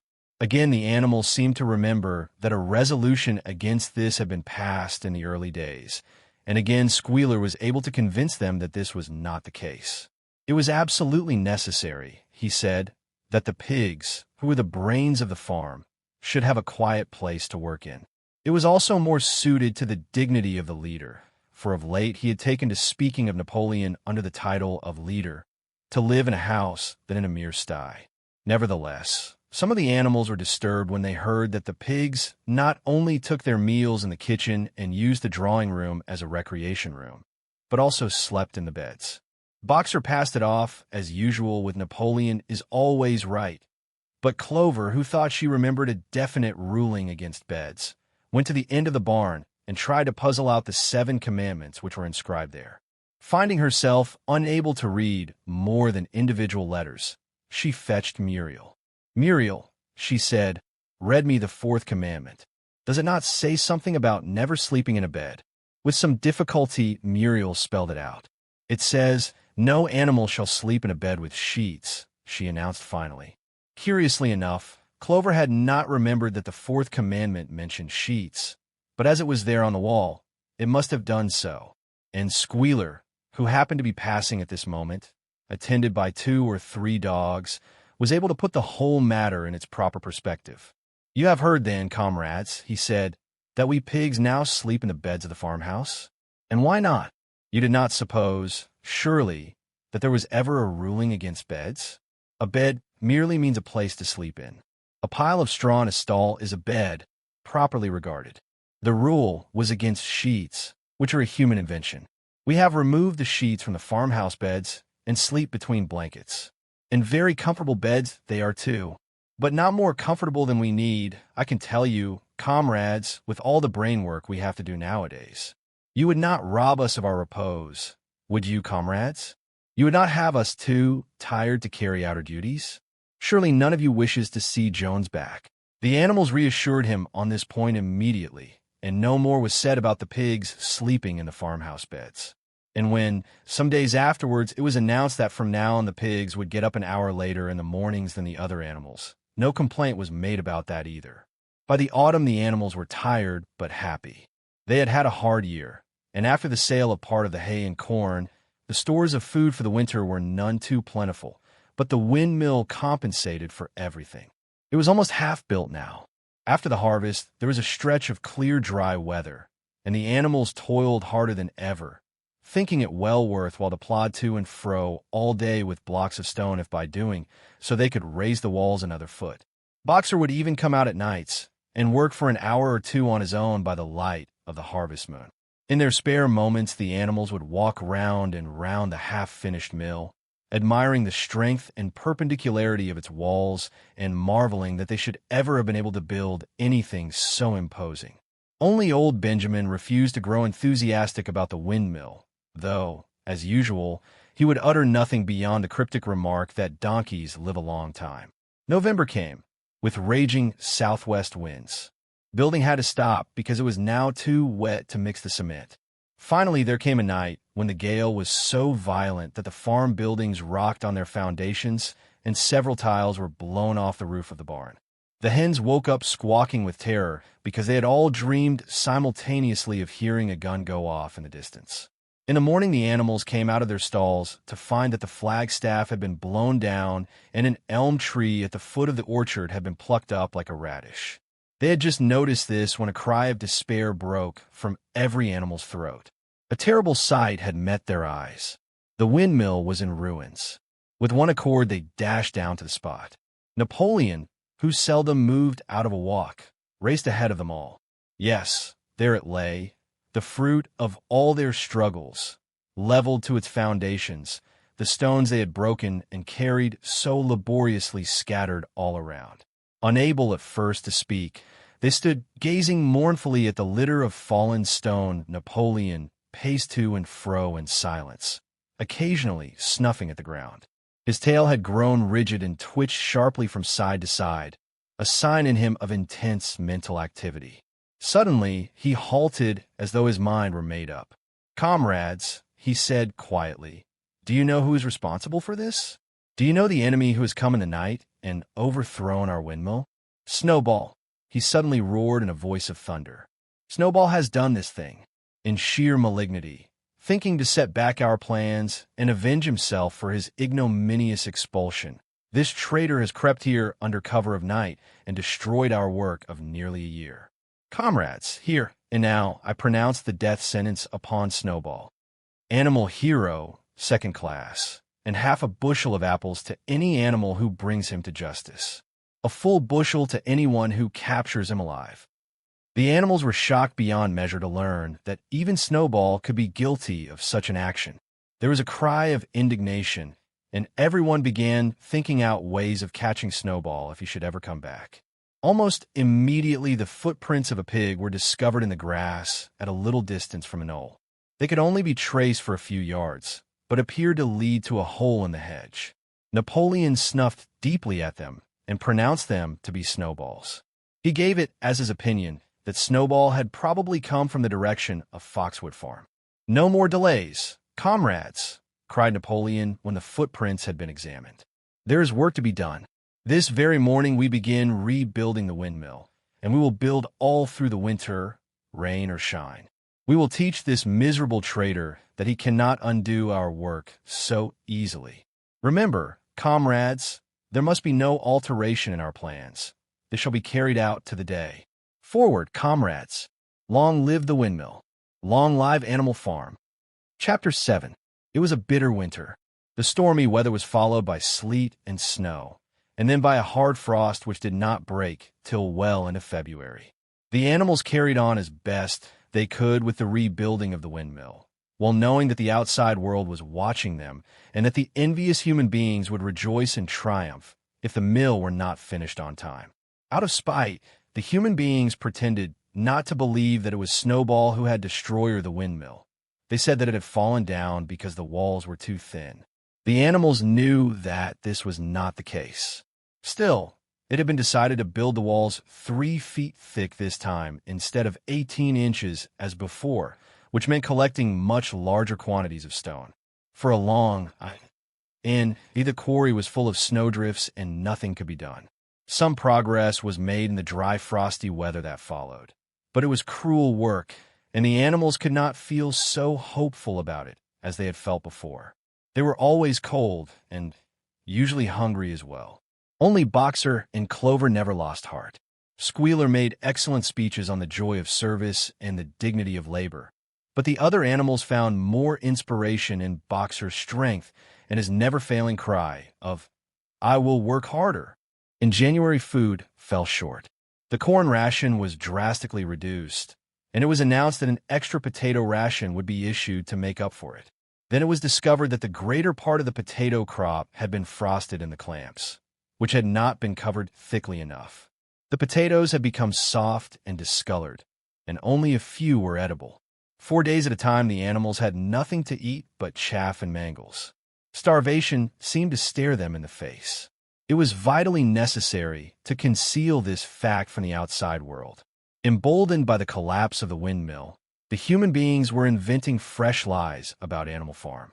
Once again, it was being put about that all the animals were dying of famine and disease, and that they were continually fighting among themselves and had resorted to cannibalism and infanticide.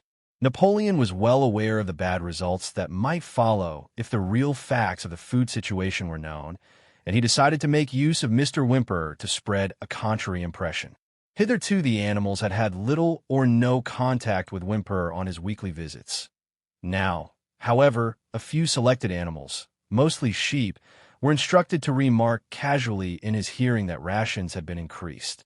In addition, Napoleon ordered the almost empty bins in the store shed to be filled nearly to the brim with sand, which was then covered up with what remained of the grain and meal. On some suitable pretext, Whymper was led through the store shed and allowed to catch a glimpse of the bins.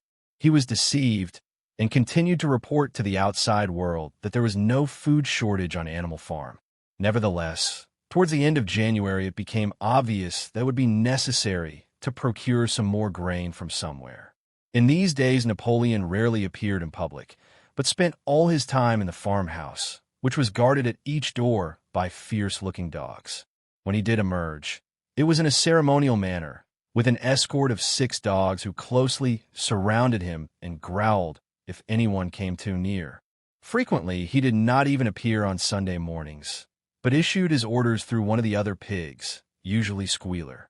One Sunday morning, Squealer announced that the hens, who had just come in to lay again, must surrender their eggs. Napoleon had accepted, through Whimper, a contract for 400 eggs a week. The price of these would pay for enough grain and meal to keep the farm going till summer came on and conditions were easier. When the hens heard this, they raised a terrible outcry.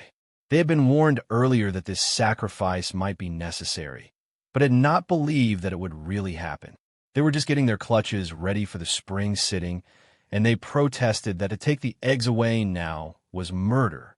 For the first time since the expulsion of Jones, there was something resembling a rebellion.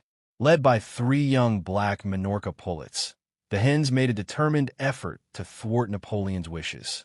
Their method was to fly up to the rafters and there lay their eggs, which smashed to pieces on the floor.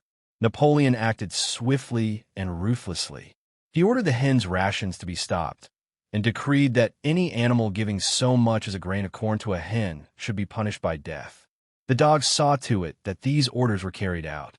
For 5 days the hens held out.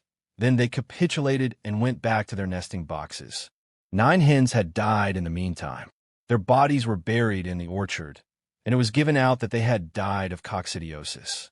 Whimper heard nothing of this affair, and the eggs were duly delivered, a grocer's van driving up to the farm once a week to take them away. All this while no more had been seen of Snowball. He was rumored to be hiding on one of the neighboring farms, either Foxwood or Pinchfield. Napoleon was by this time on slightly better terms with the other farmers than before. It happened that there was in the yard a pile of timber which had been stacked there 10 years earlier when a beech spinney was cleared. It was well seasoned, and Whimper had advised Napoleon to sell it. Both Mr. Pilkington and Mr. Frederick were anxious to buy it. Napoleon was hesitating between the two, unable to make up his mind. It was noticed that whenever he seemed on the point of coming to an agreement with Frederick, Snowball was declared to be in hiding at Foxwood, while when he inclined toward Pilkington, Snowball was said to be at Pinchfield. Suddenly, early in the spring, an alarming thing was discovered. Snowball was secretly frequenting the farm by night. The animals were so disturbed that they could hardly sleep in their stalls. Every night, it was said, he came creeping in under cover of darkness and performed all kinds of mischief. He stole the corn, he upset the milk pails, he broke the eggs, he trampled the seed beds, he gnawed the bark off the fruit trees. Whenever anything went wrong, it became usual to attribute it to Snowball. If a window was broken or a drain was blocked up, someone was certain to say that Snowball had come in the night and done it. And when the key of the store shed was lost, the whole farm was convinced that Snowball had thrown it down the well. Curiously enough, they went on believing this even after the mislaid key was found under a sack of meal. The cows declared unanimously that Snowball crept into their stalls and milked them in their sleep. The rats, which had been troublesome that winter, were also said to be in league with Snowball. Napoleon decreed that there should be a full investigation into Snowball's activities.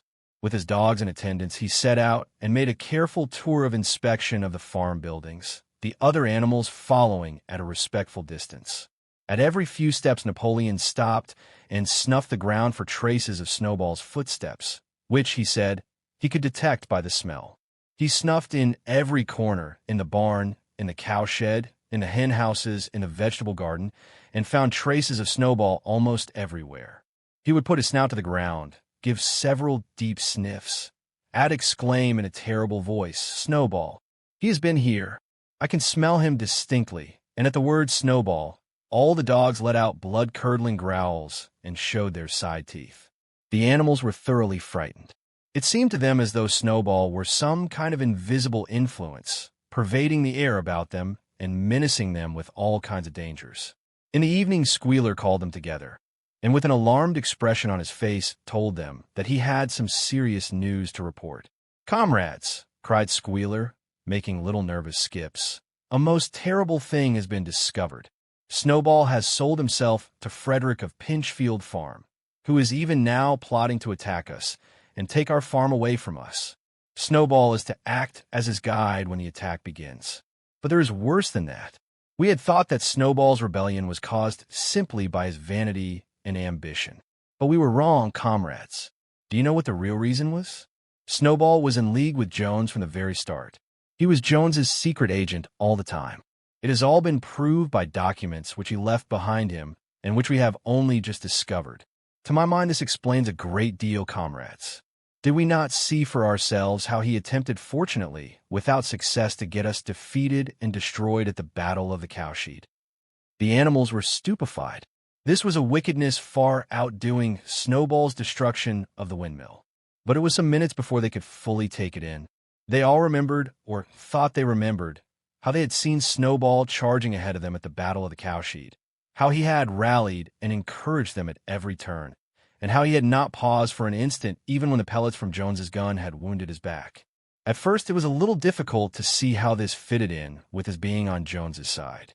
Even Boxer, who seldom asked questions, was puzzled. He lay down, tucked his four hoofs beneath him, shut his eyes, and with a hard effort managed to formulate his thoughts. "I do not believe that," he said. "Snowball fought bravely at the Battle of the Cowshed. I saw myself. Did we not give him Animal Hero, First Class, immediately afterwards? That was our mistake, comrade. For we know now it is all written down in the secret documents that we have found that in reality he was trying to lure us to our doom." "But he was wounded," said Boxer. "We all saw him running with blood." "That was part of the arrangement," cried Squealer. "Jones's shot only grazed him. I could show you this in his own writing, if you were able to read it. The plot was for Snowball, at the critical moment, to give the signal for flight and leave the field to the enemy. And he very nearly succeeded. I will even say, comrades, he would have succeeded if it had not been for our heroic leader, Comrade Napoleon. Do you not remember how, just at the moment when Jones and his men had got inside the yard, Snowball suddenly turned and fled, and many animals followed him? And do you not remember, too, that it was just at that moment, when panic was spreading and all seemed lost, that Comrade Napoleon sprang forward with a cry of death to humanity, and sank his teeth in Jones's leg? Surely you remember that, comrades?" exclaimed Squealer, frisking from side to side. Now, when Squealer described the scene so graphically, it seemed to the animals that they did remember it. At any rate, they remembered that at the critical moment of the battle Snowball had turned to flee. But Boxer was still a little uneasy. "I do not believe that Snowball was a traitor at the beginning," he said finally. "What he has done since is different. But I believe that at the Battle of the Cowshed he was a good comrade. Our leader, Comrade Napoleon," announced Squealer, speaking very slowly and firmly, "has stated categorically, comrade, that Snowball was Jones's agent from the very beginning, yes, and from long before the rebellion was ever thought of." "Ah, that is different," said Boxer. "If Comrade Napoleon says it, it must be right." "That is the true spirit, comrade," cried Squealer, but it was noticed he cast a very ugly look at Boxer with his little twinkling eyes. He turned to go, then paused and added impressively, "I warn every animal on this farm to keep his eyes very wide open, for we have reason to think that some of Snowball's secret agents are lurking among us at this moment." For days later, in the late afternoon, Napoleon ordered all the animals to assemble in the yard. When they were all gathered together, Napoleon emerged from the farmhouse, wearing both his medals, for he had recently awarded himself Animal Hero, First Class, and Animal Hero, Second Class, with his 9 huge dogs frisking round him and uttering growls that sent shivers down all the animals' spines. They all cowered silently in their places, seeming to know in advance that some terrible thing was about to happen. Napoleon stood sternly surveying his audience. Then he uttered a high-pitched whimper. Immediately the dogs bounded forward, seized 4 of the pigs by the ear, and dragged them, squealing with pain and terror, to Napoleon's feet. The pigs' ears were bleeding, the dogs had tasted blood, and for a few moments they appeared to go quite mad. To the amazement of everybody, 3 of them flung themselves upon Boxer. Boxer saw them coming and put out his great hoof, caught a dog in mid-air, and pinned him to the ground. The dog shrieked for mercy, and the other 2 fled with their tails between their legs. Boxer looked at Napoleon to know whether he should crush the dog to death or let it go.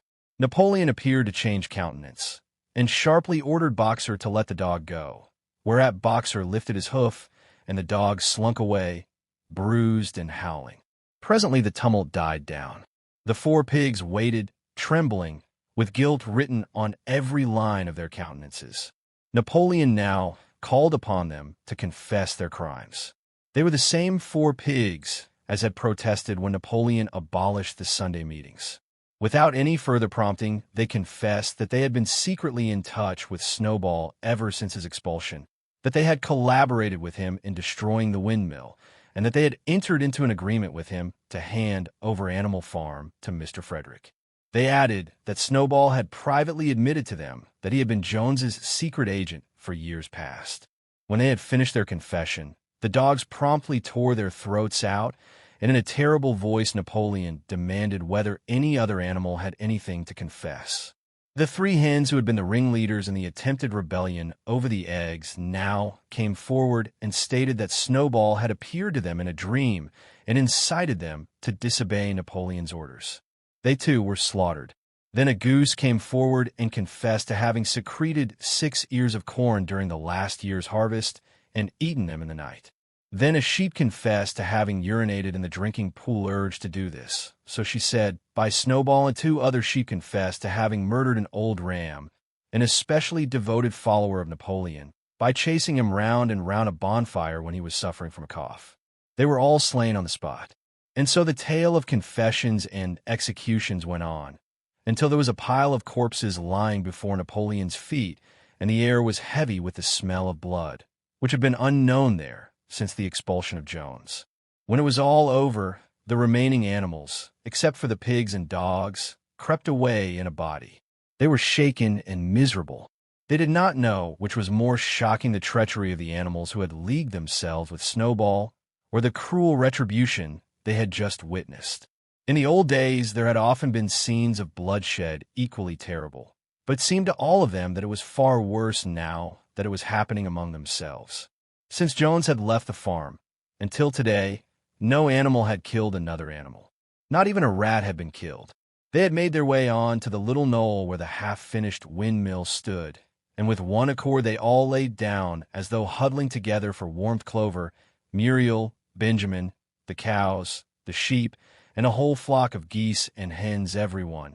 Indeed, except the cat, who had suddenly disappeared just before Napoleon ordered the animals to assemble. For some time nobody spoke. Only Boxer remained on his feet. He fidgeted to and fro, swishing his long black tail against his sides and occasionally uttering a little whinny of surprise. Finally he said, I do not understand it. I would not have believed that such things could happen on our farm. It must be due to some fault in ourselves. The solution, as I see it, is to work harder. From now onwards, I shall get up a full hour earlier in the mornings. And he moved off at his lumbering trot and made for the quarry. Having got there, he collected 2 successive loads of stone and dragged them down to the windmill before retiring for the night. The animals huddled about Clover, not speaking. The knoll where they were lying gave them a wide prospect across the countryside. Most of Animal Farm was within their view, the long pasture stretching down to the main road, the hayfield, the spinney, the drinking pool, the plowed fields where the young wheat was thick and green, and the red roofs of the farm buildings with the smoke curling from the chimneys. It was a clear spring evening. The grass and the bursting hedges were gilded by the level rays of the sun. Never had the farm in, with a kind of surprise, they remembered that it was their own farm. Every inch of it their own property appeared to the animals so desirable a place. As Clover looked down the hillside, her eyes filled with tears. If she could have spoken her thoughts, it would have been to say that this was not what they had aimed at when they had set themselves years ago to work for the overthrow of the human race. These scenes of terror and slaughter were not what they had looked forward to on that night when Old Major first stirred them to rebellion. If she herself had had any picture of the future, it had been of a society of animals set free from hunger and the whip, all equal, each working according to his capacity, the strong protecting the weak, as she had protected the lost brood of ducklings with her foreleg on the night of Major's speech. Instead, she did not know why they had come to a time when no one dared speak his mind, when fierce, growling dogs roamed everywhere, and when you had to watch your comrades torn to pieces after confessing to shocking crimes. There was no thought of rebellion or disobedience in her mind. She knew that, even as things were, they were far better off than they had been in the days of Jones, and that before all else, it was needful to prevent the return of the human beings. Whatever happened, she would remain faithful, work hard, carry out the orders that were given to her, and accept the leadership of Napoleon. But still, it was not for this that she and all the other animals had hoped and toiled. It was not for this that they had built the windmill and faced the bullets of Jones's gun. Such were her thoughts, though she lacked the words to express them. At last, feeling this to be in some way a substitute for the words she was unable to find, she began to sing Beasts of England. The other animals sitting round her took it up, and they sang it 3 times over very tunefully, but slowly and mournfully, in a way they had never sung it before. They had just finished singing it for the 3rd time when Squealer, attended by 2 dogs, approached them with the air of having something important to say. He announced that, by a special decree of Comrade Napoleon, Beasts of England had been abolished. From now onwards, it was forbidden to sing it. The animals were taken aback. "Why?" cried Muriel. "It's no longer needed, comrade," said Squealer stiffly. Beasts of England was the song of the rebellion. But the rebellion is now completed. The execution of the traitors this afternoon was the final act. The enemy, both external and internal, has been defeated. In Beasts of England, we expressed our longing for a better society in days to come. But that society has now been established. Clearly, this song has no longer any purpose. Frightened though they were, some of the animals might possibly have protested, but at this moment the sheep set up their usual bleating of "for legs good, 2 legs bad," which went on for several minutes and put an end to the discussion. So Beasts of England was heard no more. In its place, Minimus, the poet, had composed another song which began, Animal Farm, never through me shalt thou come to harm. And this was sung every Sunday morning after the hoisting of the flag. But somehow neither the words nor the tune ever seemed to the animals to come up to Beasts of England. Chapter 8. A few days later, when the terror caused by the executions had died down, some of the animals remembered or thought they remembered that the 6th commandment decreed, "No animal shall kill any other animal." And though no one cared to mention it in the hearing of the pigs or the dogs, it was felt that the killings which had taken place did not square with this. Clover asked Benjamin to read her the 6th commandment, and when Benjamin, as usual, said that he refused to meddle in such matters, she fetched Muriel. Muriel read the commandment for her. It ran, "No animal shall kill any other animal without cause." Somehow or other, the last 2 words had slipped out of the animal's memory. But they saw now that the commandment had not been violated, for clearly there was good reason for killing the traitors who had leagued themselves with Snowball. Throughout the year, the animals worked even harder than they had worked in the previous year to rebuild the windmill, with walls twice as thick as before, and to finish it by the appointed date, together with the regular work of the farm, was a tremendous labor. There were times when it seemed to the animals that they worked longer hours and fed no better than they had done in Jones's day.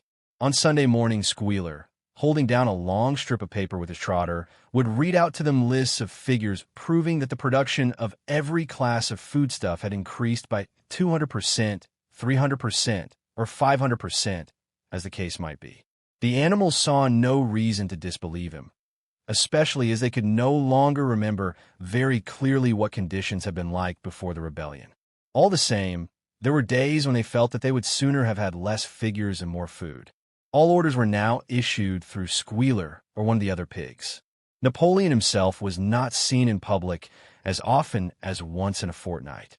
When he did appear, he was attended not only by his retinue of dogs, but by a black cockerel who marched in front of him and acted as a kind of trumpeter, letting out a loud cock-a-doodle-doo before Napoleon spoke. Even in the farmhouse, it was said Napoleon inhabited separate apartments from the others. He took his meals alone, with 2 dogs to wait upon him, and always ate from the Crown Derby dinner service which had been in the glass cupboard in the drawing room. It was also announced that the gun would be fired every year on Napoleon's birthday, as well as on the other 2 anniversaries.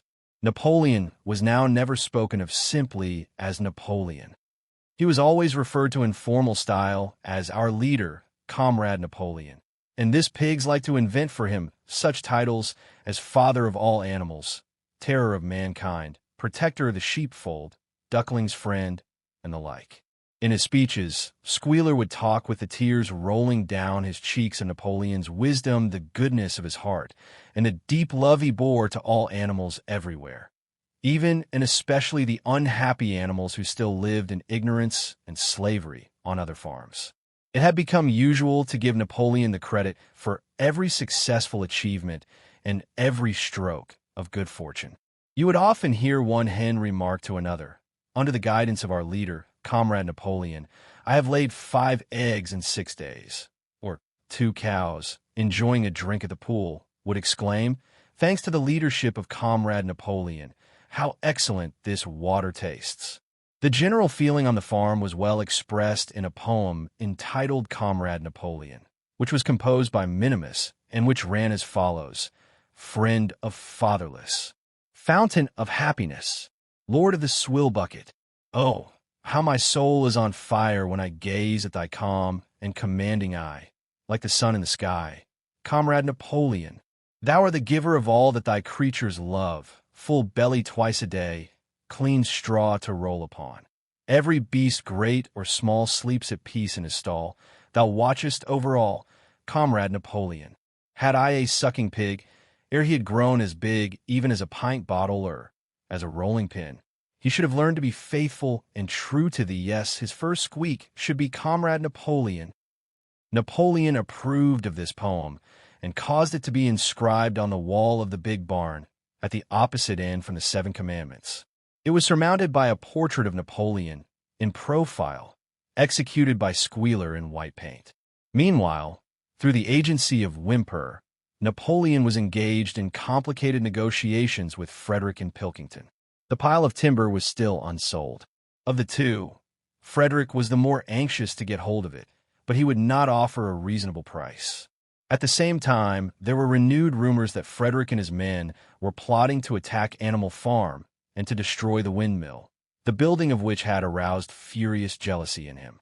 Snowball was known to be still skulking on Pinchfield Farm. In the middle of the summer, the animals were alarmed to hear that 3 hens had come forward and confessed that, inspired by Snowball, they had entered into a plot to murder Napoleon. They were executed immediately, and fresh precautions for Napoleon's safety were taken. For dogs guarded his bed at night, 1 at each corner, and a young pig named Pink Eye was given the task of tasting all his food before he ate it, lest it should be poisoned. At about the same time, it was given out that Napoleon had arranged to sell the pile of timber to Mr. Pilkington. He was also going to enter into a regular agreement for the exchange of certain products between Animal Farm and Foxwood. The relations between Napoleon and Pilkington, though they were only conducted through Whymper, were now almost friendly. The animals distrusted Pilkington as a human being, but greatly preferred him to Frederick, whom they both feared and hated. As the summer wore on, and the windmill neared completion, the rumors of an impending treacherous attack grew stronger and stronger. Frederick, it was said, intended to bring against them 20 men all armed with guns, and he had already bribed the magistrates and police, so that if he could once get hold of the title deeds of Animal Farm, they would ask no questions. Moreover, terrible stories were leaking out from Pinchfield about the cruelties that Frederick practiced upon his animals.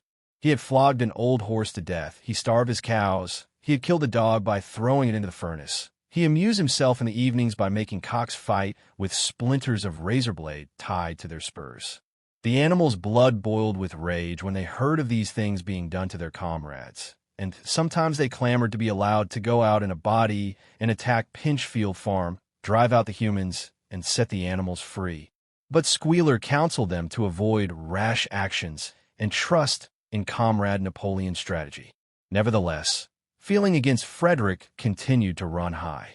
One Sunday morning, Napoleon appeared in the barn and explained that he had never at any time contemplated selling the pile of timber to Frederick. He considered it beneath his dignity, he said, to have dealings with scoundrels of that description. The pigeons who were still sent out to spread tidings of the rebellion were forbidden to set foot anywhere on Foxwood, and were also ordered to drop their former slogan of death to humanity in favor of death to Frederick. In the late summer, yet another of Snowball's machinations was laid bare. The wheat crop was full of weeds, and it was discovered that on one of his nocturnal visits Snowball had mixed weed seeds with the seed corn. A gander who had been privy to the plot had confessed his guilt to Squealer and immediately committed suicide by swallowing deadly nightshade berries. The animals now also learned that Snowball had never, as many of them had believed hitherto, received the Order of Animal Hero 7 First Class. This was merely a legend which had been spread some time after the Battle of the Cowshed by Snowball himself. So far from being decorated, he had been censured for showing cowardice in the battle.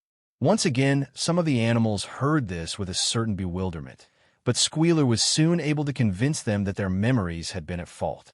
In the autumn, by a tremendous, exhausting effort, for the harvest had to be gathered at almost the same time the windmill was finished. The machinery had still to be installed, and Whymper was negotiating the purchase of it, but the structure was completed. In the teeth of every difficulty, in spite of inexperience, of primitive implements, of bad luck, and of Snowball's treachery, the work had been finished punctually to the very day. Tired out, but proud, the animals walked round and round their masterpiece, which appeared even more beautiful in their eyes than when it had been built the first time. Moreover, the walls were twice as thick as before. Nothing short of explosives would lay them low this time.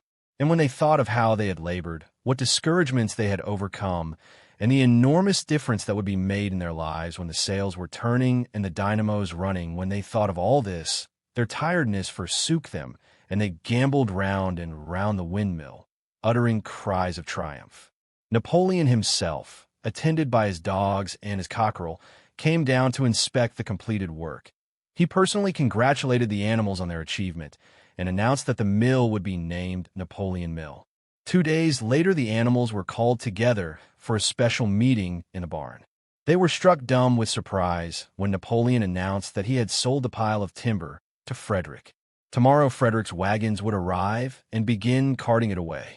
Throughout the whole period of his seeming friendship with Pilkington, Napoleon had really been in secret agreement with Frederick. All relations with Foxwood had been broken off. Insulting messages had been sent to Pilkington.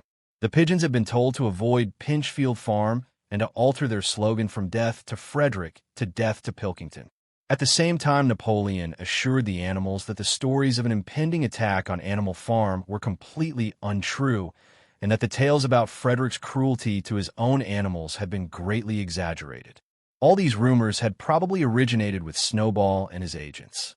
It now appeared that Snowball was not, after all, hiding on Pinchfield Farm, and in fact had never been there in his life.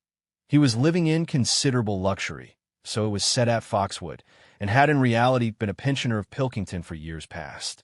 The pigs were in ecstasies over Napoleon's cunning. By seeming to be friendly with Pilkington, he had forced Frederick to raise his price by 12 pounds. But the superior quality of Napoleon's mind, said Squealer, was shown in the fact that he trusted nobody, not even Frederick. Frederick had wanted to pay for the timber with something called a check, which, it seemed, was a piece of paper with a promise to pay written upon it. But Napoleon was too clever for him. He had demanded payment in real 5-pound notes, which were to be handed over before the timber was removed. Already Frederick had paid up, and the sum he had paid was just enough to buy the machinery for the windmill. Meanwhile, the timber was being carted away at high speed. When it was all gone, another special meeting was held in the barn for the animals to inspect Frederick's banknotes.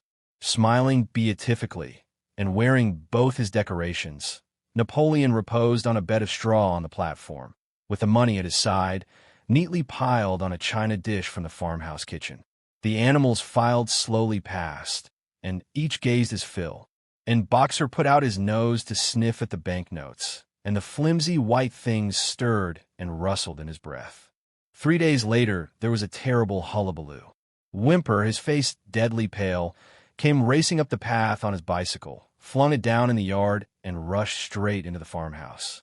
The next moment, a choking roar of rage sounded from Napoleon's apartments. The news of what had happened sped round the farm like wildfire. The banknotes were forgeries. Frederick had got the timber for nothing. Napoleon called the animals together immediately and in a terrible voice pronounced the death sentence upon Frederick. When captured, he said Frederick should be boiled alive. At the same time, he warned them that after this treacherous deed, the worst was to be expected. Frederick and his men might make their long-expected attack at any moment. Sentinels were placed at all the approaches to the farm. In addition, pigeons were sent to Foxwood with a conciliatory message, which it was hoped might re-establish good relations with Pilkington. The very next morning the attack came. The animals were at breakfast when the lookouts came racing in with the news that Frederick and his followers had already come through the 5-barred gate. Boldly enough, the animals sallied forth to meet them, but this time they did not have the easy victory that they had had in the Battle of the Cowshed.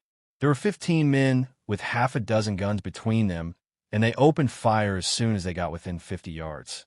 The animals could not face the terrible explosions and the stinging pellets, and in spite of the efforts of Napoleon and Boxer to rally them, they were soon driven back. A number of them were already wounded. They took refuge in the farm buildings and peeped cautiously out from chinks and knotholes. The whole of the big pasture, including the windmill, was in the hands of the enemy. For the moment, even Napoleon seemed at a loss. He paced up and down without a word, his tail rigid and twitching. Wistful glances were sent in the direction of Foxwood. If Pilkington and his men would help them, the day might yet be won. But at this moment, the 4 pigeons who had been sent out on the day before returned, one of them bearing a scrap of paper from Pilkington. On it was penciled the words, "Serves you right." Meanwhile, Frederick and his men had halted about the windmill. The animals watched them, and a murmur of dismay went round. 2 of the men had produced a crowbar and a sledgehammer. They were going to knock the windmill down.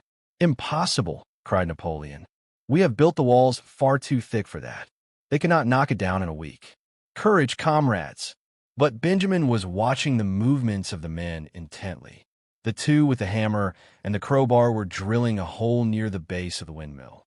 Slowly, and with an air almost of amusement, Benjamin nodded his long muzzle. "I thought so," he said. "Do you not see what they are doing? In another moment, they're going to pack blasting powder into that hole." Terrified, the animals waited.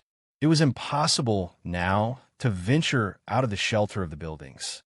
After a few minutes, the men were seen to be running in all directions.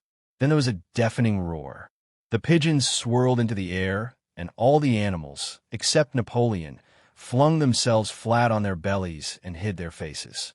When they got up again, a huge cloud of black smoke was hanging where the windmill had been. Slowly the breeze drifted it away. The windmill had ceased to exist. At this sight, the animals' courage returned to them. The fear and despair they had felt a moment earlier were drowned in their rage against this vile, contemptible act. A mighty cry for vengeance went up, and without waiting for further orders, they charged forth in a body and made straight for the enemy. This time they did not heed the cruel pellets that swept over them like hail. It was a savage, bitter battle. The men fired again and again, and when the animals got to close quarters, lashed out with their sticks and their heavy boots. A cow, 3 sheep, and 2 geese were killed, and nearly everyone was wounded. Even Napoleon, who was directing operations from the rear, had the tip of his tail chipped by a pellet. But the men did not go unscathed either.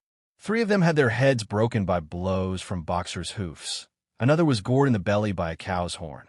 Another had his trousers nearly torn off by Jesse and Bluebell. And when the 9 dogs of Napoleon's own bodyguard, whom he had instructed to make a detour under cover of the hedge, suddenly appeared on the men's flank, baying ferociously, panic overtook them. They saw that they were in danger of being surrounded. Frederick shouted to his men to get out while the going was good, and the next moment the cowardly enemy was running for dear life. The animals chased them right down to the bottom of the field and got in some last kicks at them as they forced their way through the thorn hedge. They had won, but they were weary and bleeding. Slowly they began to limp back towards the farm. The sight of their dead comrades stretched upon the grass moved some of them to tears. And for a little while they halted in sorrowful silence at the place where the windmill had once stood. Yes, it was gone. Almost the last trace of their labor was gone. Even the foundations were partially destroyed. And in rebuilding it, they could not this time, as before, make use of the fallen stones. This time the stones had vanished too. The force of the explosion had flung them to distances of hundreds of yards.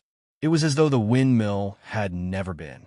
As they approached, the farm squealer, who had unaccountably been absent during the fighting, came skipping towards them, whisking his tail and beaming with satisfaction. And the animals heard, from the direction of the farm buildings, the solemn booming of a gun. "What is that gun firing for?" said Boxer. "To celebrate our victory," cried Squealer. "What victory?" said Boxer. His knees were bleeding, he had lost a shoe and split his hoof, and a dozen pellets had lodged themselves in his hind leg.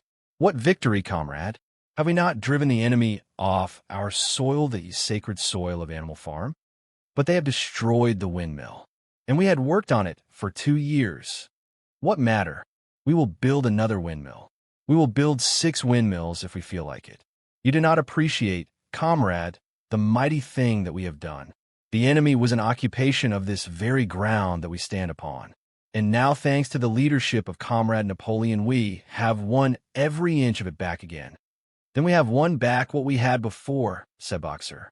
"That is our victory," said Squealer. They limped into the yard. The pellets under the skin of Boxer's leg smarted painfully. He saw ahead of him the heavy labor of rebuilding the windmill from the foundations, and already in imagination he braced himself for the task. But for the first time it occurred to him that he was 11 years old, and that perhaps his great muscles were not quite what they had once been. But when the animals saw the green flag flying, and heard the gun firing again 7 times, it was fired in all, and heard the speech that Napoleon made, congratulating them on their conduct, it did seem to them after all that they had won a great victory. The animals slain in the battle were given a solemn funeral. Boxer and Clover pulled the wagon which served as a hearse, and Napoleon himself walked at the head of the procession. 2 whole days were given over to celebrations. There were songs, speeches, and more firing of the gun, and a special gift of an apple was bestowed on every animal, with 2 ounces of corn for each bird and 3 biscuits for each dog. It was announced that the battle would be called the Battle of the Windmill, and that Napoleon had created a new decoration, the Order of the Green Banner, which he had conferred upon himself. In the general rejoicings, the unfortunate affair of the banknotes was forgotten. It was a few days later than this that the pigs came upon a case of whiskey in the cellars of the farmhouse. It had been overlooked at the time when the house was first occupied. That night there came from the farmhouse the sound of loud singing, in which, to everyone's surprise, the strains of beasts of England were mixed up. At about 9:30, Napoleon, wearing an old bowler hat of Mr. Jones's, was distinctly seen to emerge from the back door, gallop rapidly round the yard, and disappear indoors again. But in the morning a deep silence hung over the farmhouse. Not a pig appeared to be stirring. It was nearly 9 o'clock when Squealer made his appearance, walking slowly and dejectedly, his eyes dull, his tail hanging limply behind him, and with every appearance of being seriously ill. He called the animals together and told them that he had a terrible piece of news to impart. Comrade Napoleon was dying. A cry of lamentation went up. Straw was laid down outside the doors of the farmhouse, and the animals walked on tiptoe. With tears in their eyes, they asked one another what they should do if their leader were taken away from them. A rumor went round that Snowball had after all contrived to introduce poison into Napoleon's food. At 11 o'clock, Squealer came out to make another announcement. As his last act upon earth, Comrade Napoleon had pronounced a solemn decree.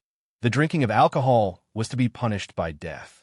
By the evening, however, Napoleon appeared to be somewhat better, and the following morning Squealer was able to tell them that he was well on the way to recovery. By the evening of that day, Napoleon was back at work, and on the next day, it was learned that he had instructed Whymper to purchase in Willingdon some booklets on brewing and distilling. A week later, Napoleon gave orders that the small paddock beyond the orchard, which it had previously been intended to set aside as a grazing ground for animals who were past work, was to be plowed up. It was given out that the pasture was exhausted and needed reseeding, but it soon became known that Napoleon intended to sow it with barley. About this time there occurred a strange incident which hardly anyone was able to understand. One night, at about 12 o'clock, there was a loud crash in the yard, and the animals rushed out of their stalls. It was a moonlit night. At the foot of the end wall of the big barn, where the 7 commandments were written, there lay a ladder broken in 2 pieces. Squealer, temporarily stunned, was sprawling beside it, and near at hand there lay a lantern, a paintbrush, and an overturned pot of white paint.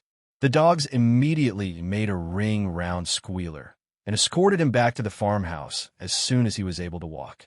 None of the animals could form any idea as to what this meant, except old Benjamin, who nodded his muzzle with a knowing air and seemed to understand, but would say nothing.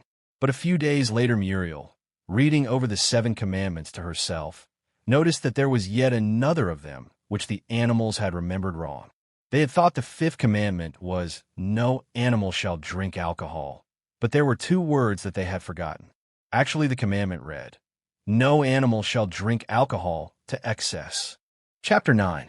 Boxer's split hoof was a long time in healing.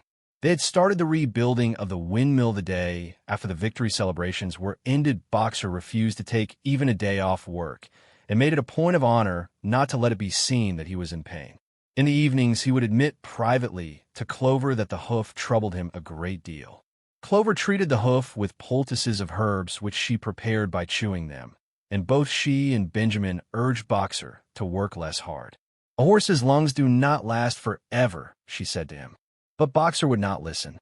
He had, he said, only one real ambition left: to see the windmill well underway before he reached the age for retirement. At the beginning, when the laws of Animal Farm were first formulated, the retiring age had been fixed for horses and pigs at 12, for cows at 14, for dogs at 9, for sheep at 7, and for hens and geese at 5. Liberal old age pensions had been agreed upon. As yet no animal had actually retired on pension, but of late the subject had been discussed more and more. Now that the small field beyond the orchard had been set aside for barley, it was rumored that a corner of the large pasture was to be fenced off and turned into a grazing ground for superannuated animals. For a horse, it was said, the pension would be 5 pounds of corn a day, and in winter, 15 pounds of hay, with a carrot or possibly an apple on public holidays. Boxer's 12th birthday was due in the late summer of the following year. Meanwhile, life was hard.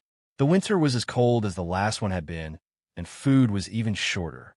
Once again, all rations were reduced, except those of the pigs and the dogs. A too rigid equality in rations, Squealer explained, would have been contrary to the principles of animalism. In any case, he had no difficulty in proving to the other animals that they were not in reality short of food, whatever the appearances might be.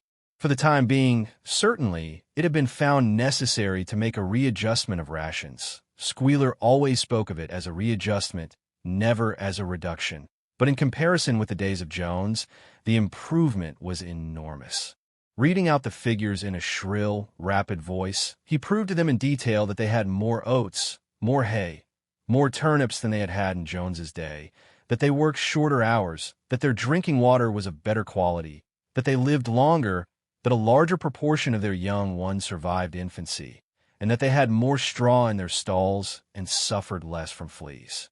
The animals believed every word of it. Truth to tell, Jones and all he stood for had almost faded out of their memories. They knew that life nowadays was harsh and bare, that they were often hungry and often cold, and that they were usually working when they were not asleep. But doubtless it had been worse in the old days. They were glad to believe so. Besides, in those days they had been slaves, and now they were free, and that made all the difference, as Squealer did not fail to point out. There were many more mouths to feed now. In the autumn, the 4 sows had all littered about simultaneously, producing 31 young pigs between them. The young pigs were piebald, and as Napoleon was the only boar on the farm, it was possible to guess at their parentage. It was announced that later, when bricks and timber had been purchased, a schoolroom would be built in the farmhouse garden. For the time being, the young pigs were given their instruction by Napoleon himself in the farmhouse kitchen. They took their exercise in the garden and were discouraged from playing with the other young animals. About this time, too, it was laid down as a rule that when a pig and any other animal met on the path, the other animal must stand aside, and also that all pigs of whatever degree were to have the privilege of wearing green ribbons on their tails on Sundays. The farm had had a fairly successful year, but was still short of money. There were the bricks, sand, and lime for the schoolroom to be purchased, and it would also be necessary to begin saving up again for the machinery for the windmill. Then there were lamp oil and candles for the house, sugar for Napoleon's own table. He forbade this to the other pigs on the ground that it made them fat, and all the usual replacements such as tools, nails, string, coal, wire, scrap iron, and dog biscuits. A stump of hay and part of the potato crop were sold off, and the contract for eggs was increased to 600 a week, so that year the hens barely hatched enough chicks to keep their numbers at the same level. Rations, reduced in December, were reduced again in February, and lanterns in the stalls were forbidden to save oil. But the pigs seemed comfortable enough, and in fact were putting on weight, if anything. One afternoon in late February, a warm, rich, appetizing scent, such as the animals had never smelt before, wafted itself across the yard from the little brew house, which had been disused in Jones's time, and which stood beyond the kitchen. Someone said it was the smell of cooking barley. The animals sniffed the air hungrily and wondered whether a warm mash was being prepared for their supper. But no warm mash appeared, and on the following Sunday, it was announced that from now onwards all barley would be reserved for the pigs. The field beyond the orchard had already been sown with barley, and the news soon leaked out that every pig was now receiving a ration of a pint of beer daily, with half a gallon for Napoleon himself, which was always served to him in the Crown Derby soup tureen. But if there were hardships to be borne, they were partly offset by the fact that life nowadays had a greater dignity than it had had before. There were more songs, more speeches, more processions. Napoleon had commanded that once a week there should be held something called a spontaneous demonstration, the object of which was to celebrate the struggles and triumphs of Animal Farm. At the appointed time, the animals would leave their work and march round the precincts of the farm in military formation, with the pigs leading, then the horses, then the cows, then the sheep, and then the poultry. The dogs flanked the procession, and at the head of all marched Napoleon's black cockerel. Boxer and Clover always carried between them a green banner marked with the hoof and the horn and the caption, "Long live Comrade Napoleon." Afterwards there were recitations of poems composed in Napoleon's honor, and a speech by Squealer giving particulars of the latest increases in the production of foodstuffs, and on occasion a shot was fired from a gun. The sheep were the greatest devotees of the spontaneous demonstration, and if anyone complained, as a few animals sometimes did when no pigs or dogs were near, that they wasted time and meant a lot of standing about in the cold, the sheep were sure to silence him with a tremendous bleating of "for legs good, 2 legs bad." But by and large the animals enjoyed these celebrations. They found it comforting to be reminded that, after all, they were truly their own masters, and that the work they did was for their own benefit. So that, what with the songs, the processions, Squealer's list of figures, the thunder of the gun, the crowing of the cockerel, and the fluttering of the flag, they were able to forget that their bellies were empty, at least part of the time. In April, Animal Farm was proclaimed a republic. It became necessary to elect a president. There was only one candidate, Napoleon, who was elected unanimously. On the same day, it was given out that fresh documents had been discovered which revealed further details about Snowball's complicity with Jones.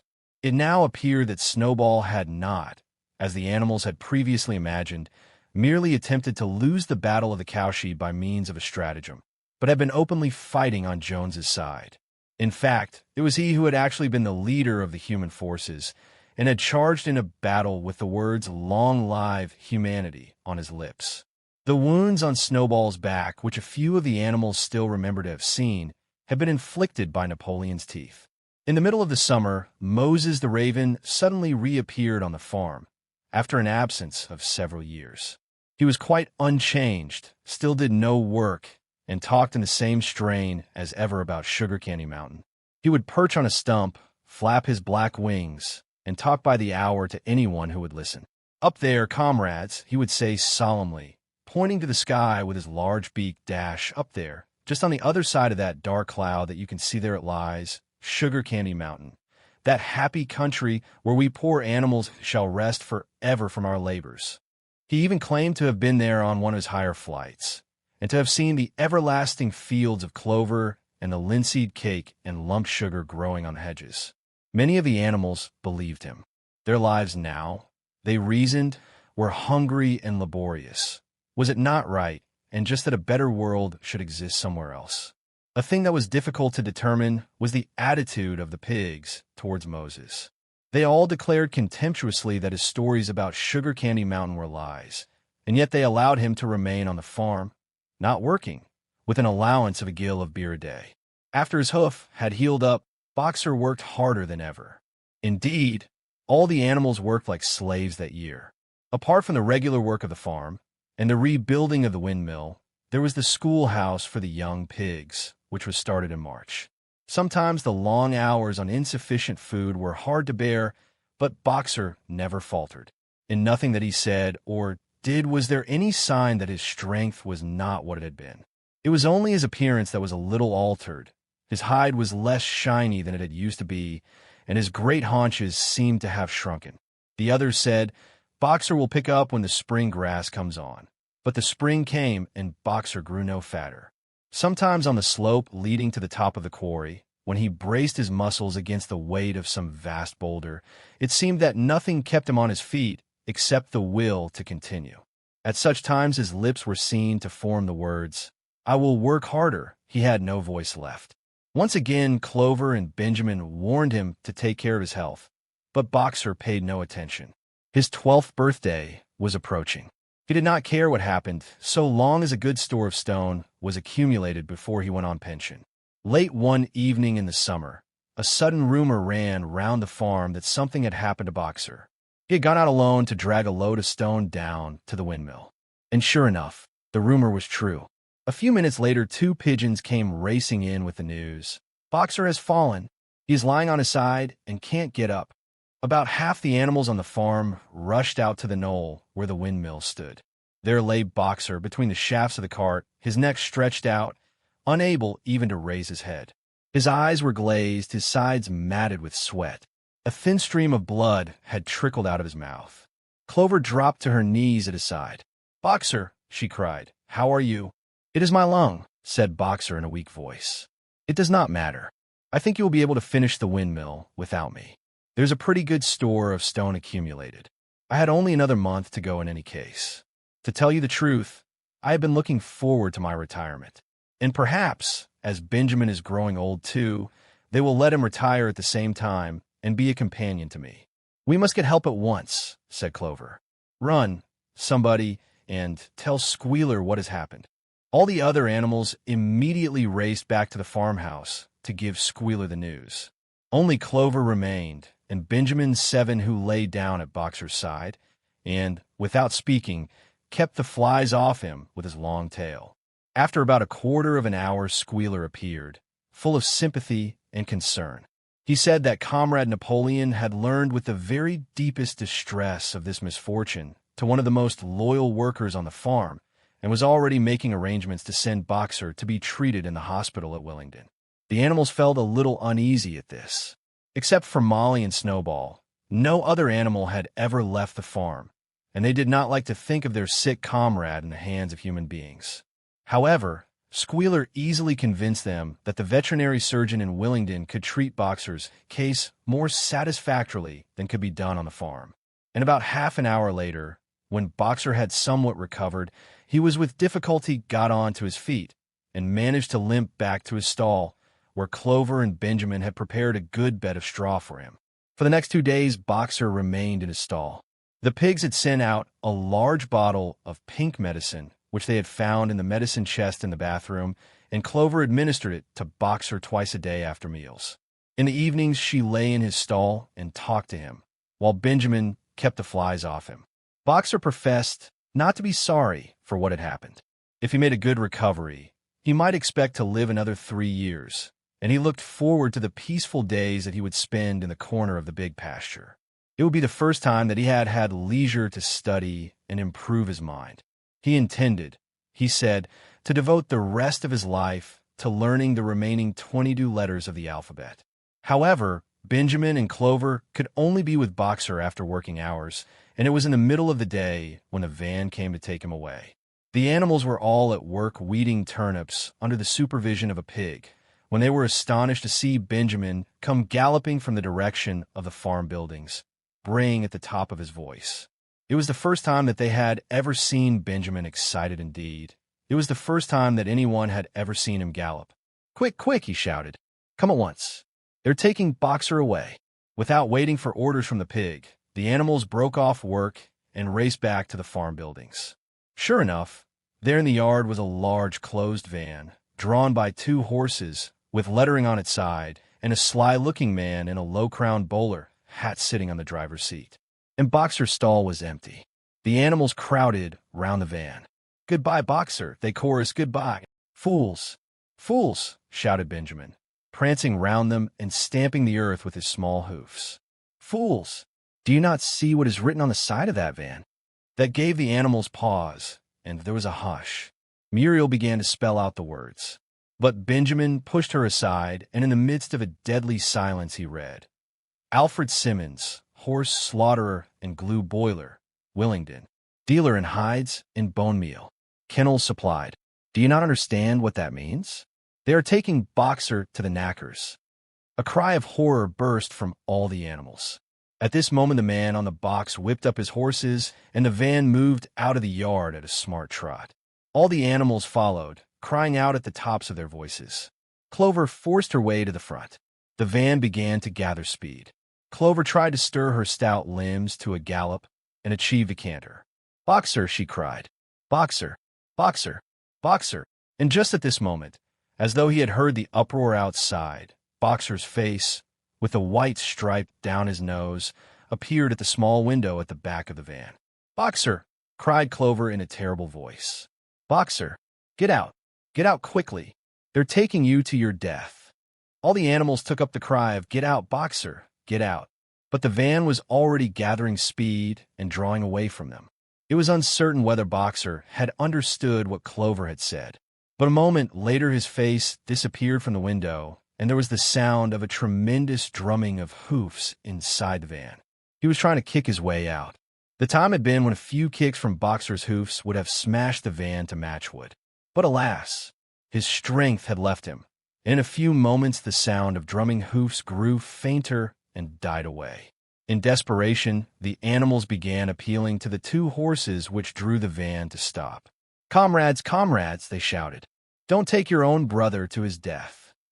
But the stupid brutes, too ignorant to realize what was happening, merely set back their ears and quickened their pace. Boxer's face did not reappear the window. Too late, someone thought of racing ahead and shutting the 5-barred gate. But in another moment the van was through it and rapidly disappearing down the road. Boxer was never seen again. 3 days later it was announced that he had died in the hospital at Willingdon, in spite of receiving every attention a horse could have. Squealer came to announce the news to the others. He had, he said, been present during Boxer's last hours. "It was the most affecting sight I have ever seen," said Squealer, lifting his trotter and wiping away a tear. "I was at his bedside at the very last. And at the end, almost too weak to speak, he whispered in my ear that his sole sorrow was to have passed on before the windmill was finished. 'Forward, comrades,' he whispered. 'Forward in the name of the rebellion. Long live Animal Farm. Long live Comrade Napoleon. Napoleon is always right.' Those were his very last words, comrades." Here Squealer's demeanor suddenly changed. He fell silent for a moment, and his little eyes darted suspicious glances from side to side before he proceeded.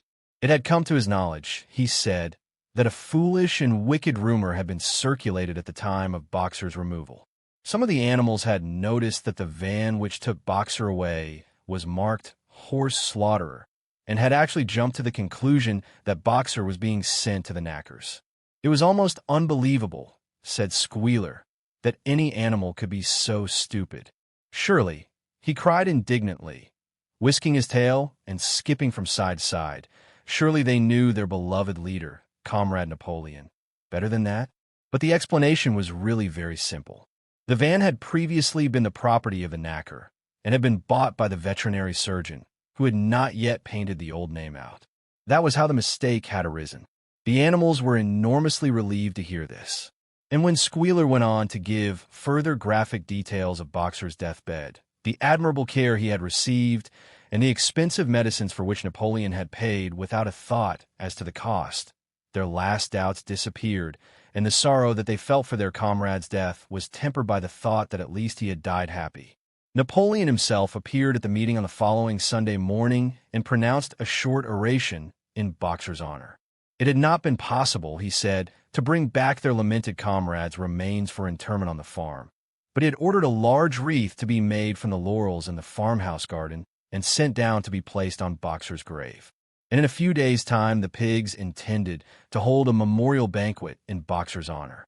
Napoleon ended his speech with a reminder of Boxer's two favorite maxims: "I will work harder," and "Comrade Napoleon is always right."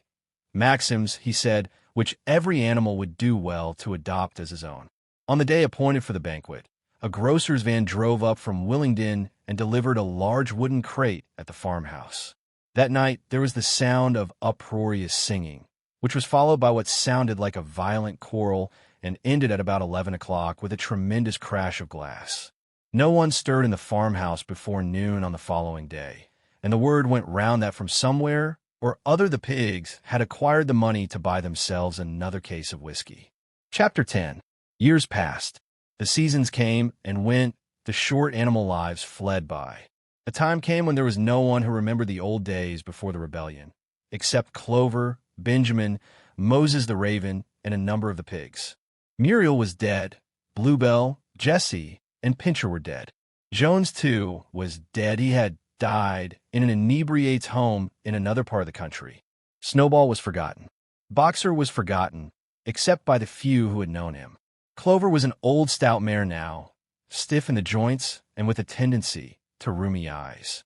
She was 2 years past the retiring age, but in fact no animal had ever actually retired. The talk of setting aside a corner of the pasture for superannuated animals had long since been dropped. Napoleon was now a mature boar of 24 stone. Squealer was so fat that he could with difficulty see out his eyes. Only old Benjamin was much the same as ever, except for being a little grayer about the muzzle, and, since Boxer's death, more morose and taciturn than ever. There were many more creatures on the farm now, though the increase was not so great as had been expected in earlier years. Many animals had been born to whom the rebellion was only a dim tradition, passed on by word of mouth, and others had been bought who had never heard mention of such a thing before their arrival. The farm possessed 3 horses now besides Clover. They were fine upstanding beasts, willing workers and good comrades, but very stupid. None of them proved able to learn the alphabet beyond the letter B. They accepted everything that they were told about the rebellion and the principles of animalism, especially from Clover, for whom they had an almost filial respect, but it was doubtful whether they understood very much of it. The farm was more prosperous now and better organized.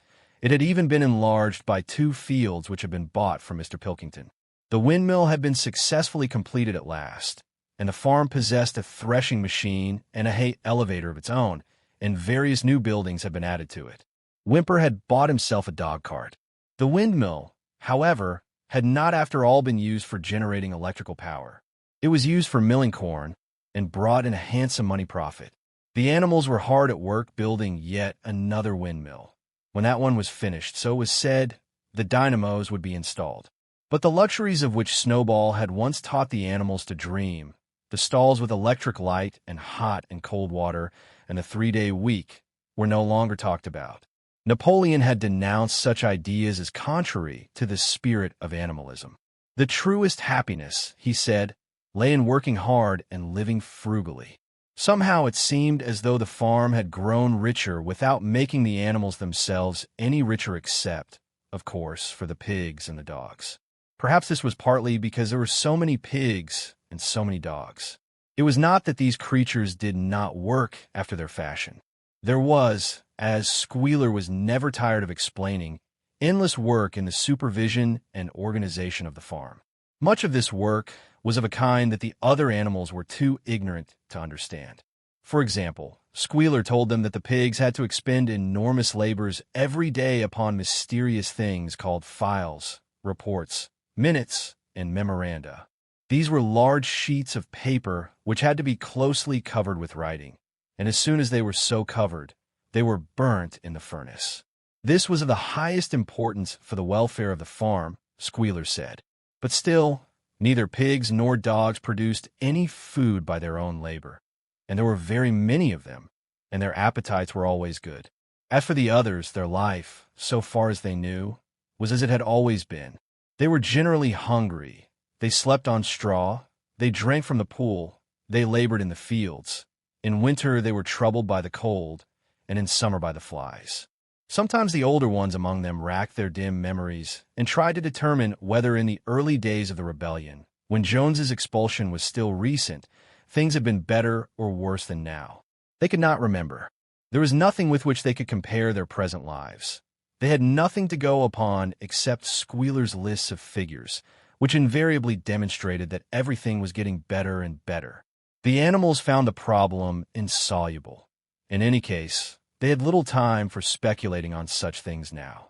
Only old Benjamin professed to remember every detail of his long life, and to know that things never had been, nor ever could be much better or much worse hunger, hardship, and disappointment being, so he said, the unalterable law of life.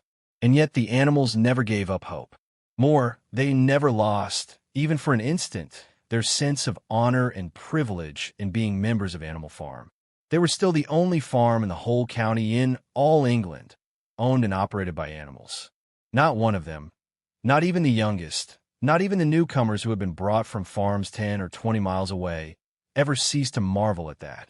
And when they heard the gun booming and saw the green flag fluttering at the masthead, their hearts swelled with imperishable pride, and the talk turned always towards the old heroic days, the expulsion of Jones, the writing of the 7 Commandments, the great battles in which the human invaders had been defeated. None of the old dreams had been abandoned. The Republic of the Animals, which Major had foretold, when the green fields of England should be untrodden by human feet, was still believed in. Some day it was coming. It might not be soon, it might not be within the lifetime of any animal now living, but still it was coming. Even the tune of Beasts of England was perhaps hummed secretly here and there. At any rate, it was a fact that every animal on the farm knew it, though no one would have dared to sing it aloud. It might be that their lives were hard and that not all of their hopes had been fulfilled, but they were conscious that they were not as other animals. If they went hungry, it was not from feeding tyrannical human beings. If they worked hard, at least they worked for themselves. No creature among them went upon 2 legs. No creature called any other creature master. All animals were equal. One day in early summer, Squealer ordered the sheep to follow him and led them out to a piece of waste ground at the other end of the farm, which had become overgrown with birch saplings.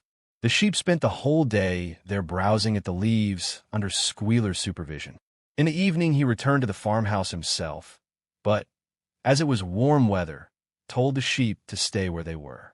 It ended by their remaining there for a whole week, during which time the other animals saw nothing of them. Squealer was with them for the greater part of every day. He was, he said, teaching them to sing a new song, for which privacy was needed. It was just after the sheep had returned, on a pleasant evening when the animals had finished work and were making their way back to the farm buildings, that the terrified neighing of a horse sounded from the yard. Startled, the animals stopped in their tracks. It was Clover's voice.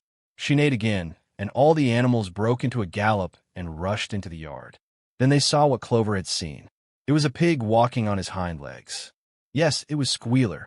A little awkwardly, as though not quite used to supporting his considerable bulk in that position, but with perfect balance he was strolling across the yard. And a moment later, out from the door of the farmhouse came a long file of pigs, all walking on their hind legs.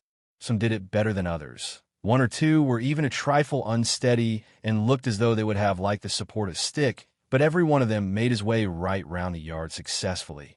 And finally there was a tremendous baying of dogs and a shrill crowing from the black cockerel.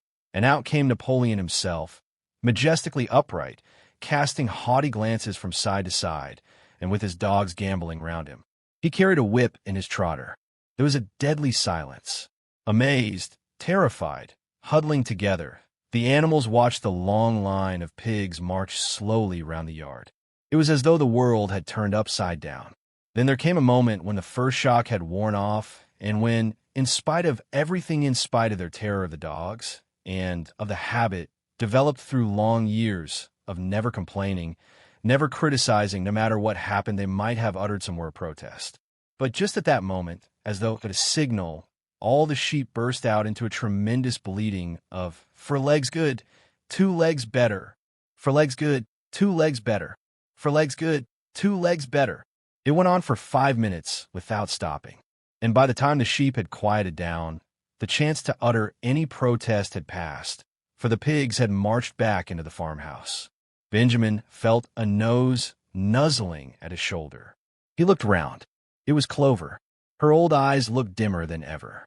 Without saying anything, she tugged gently at his mane and led him round to the end of the big barn, where the 7 commandments were written. For a minute or two, they stood gazing at the tattered wall with its white lettering. "My sight is failing," she said finally.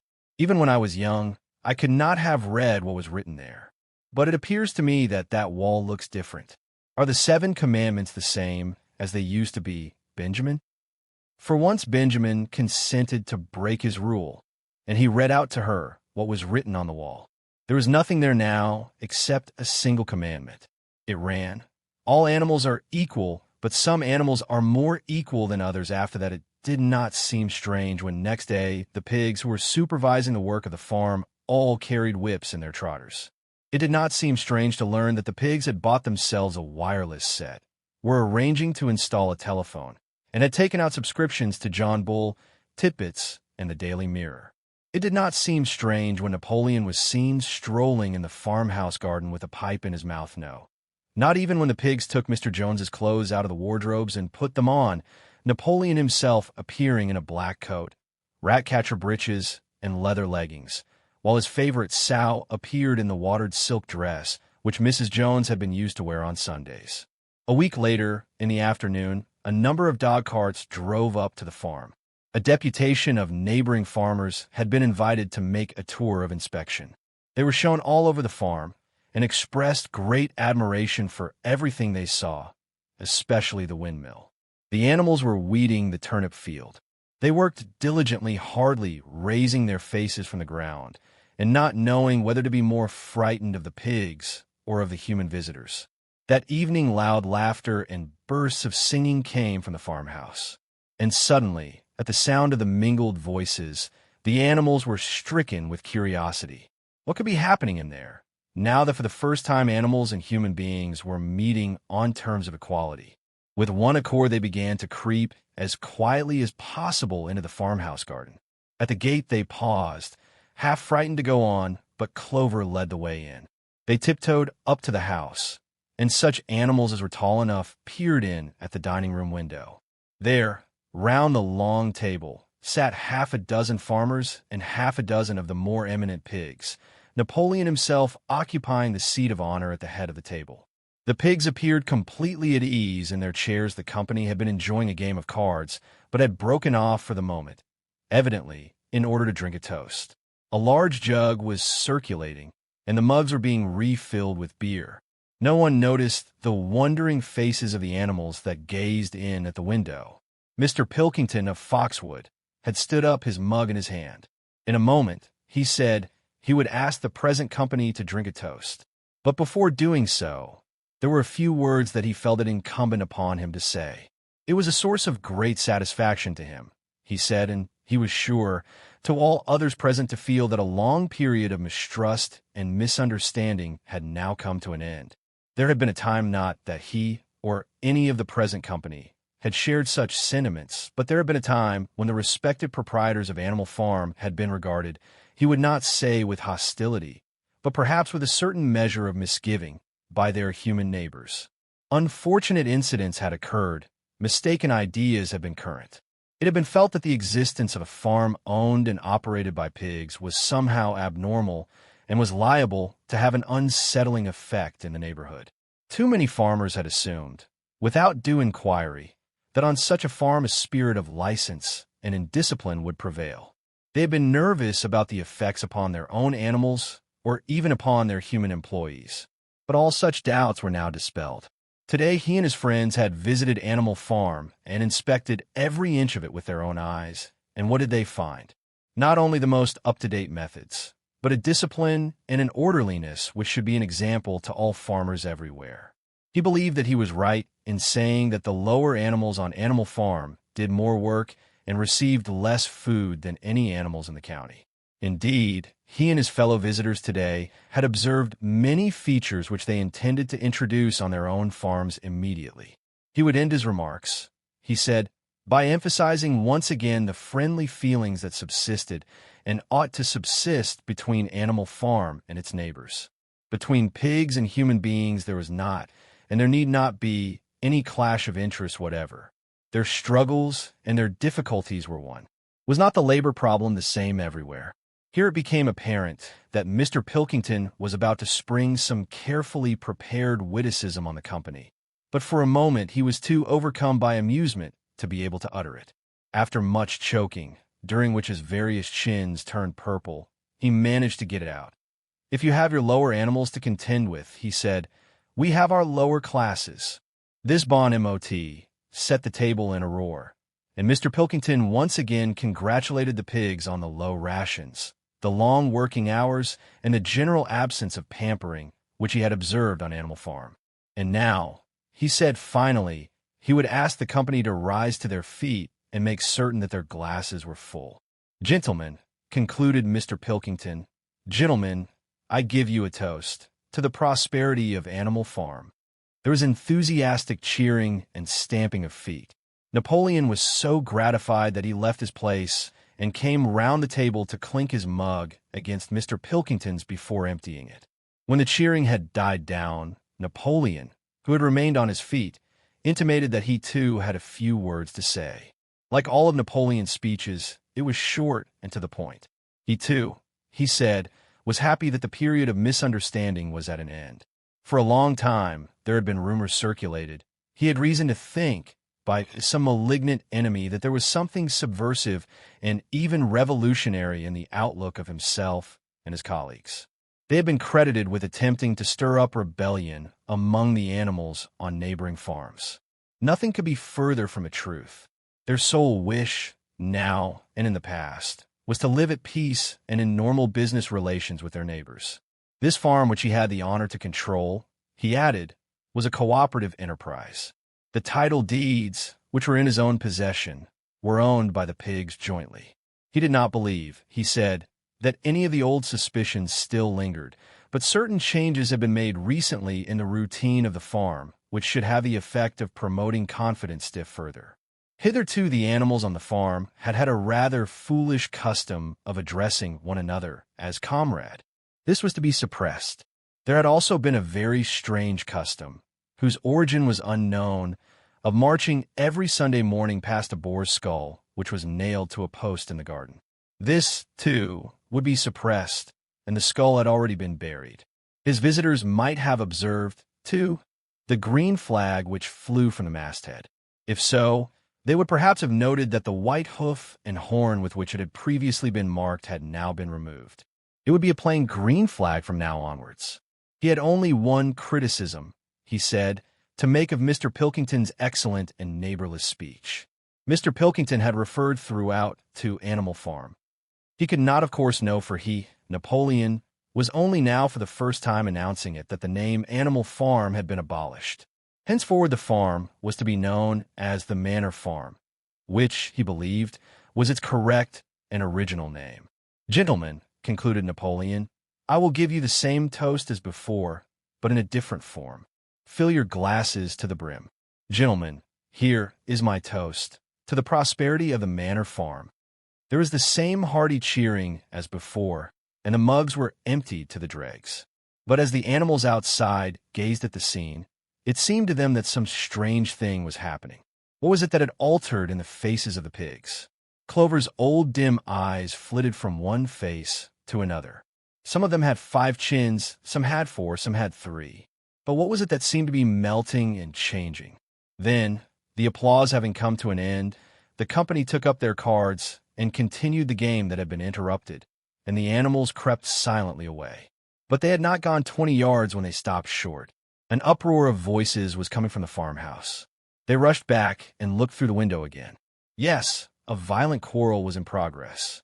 There were shoutings, bangings on the table, sharp, suspicious glances, furious denials. The source of the trouble appeared to be that Napoleon and Mr. Pilkington had each played an ace of spades simultaneously. 12 voices were shouting in anger, and they were all alike. No question now what had happened to the faces of the pigs. The creatures outside looked from pig to man, and from man to pig, and from pig to man again. But already it was impossible to say which was which. George Orwell, London, 1946.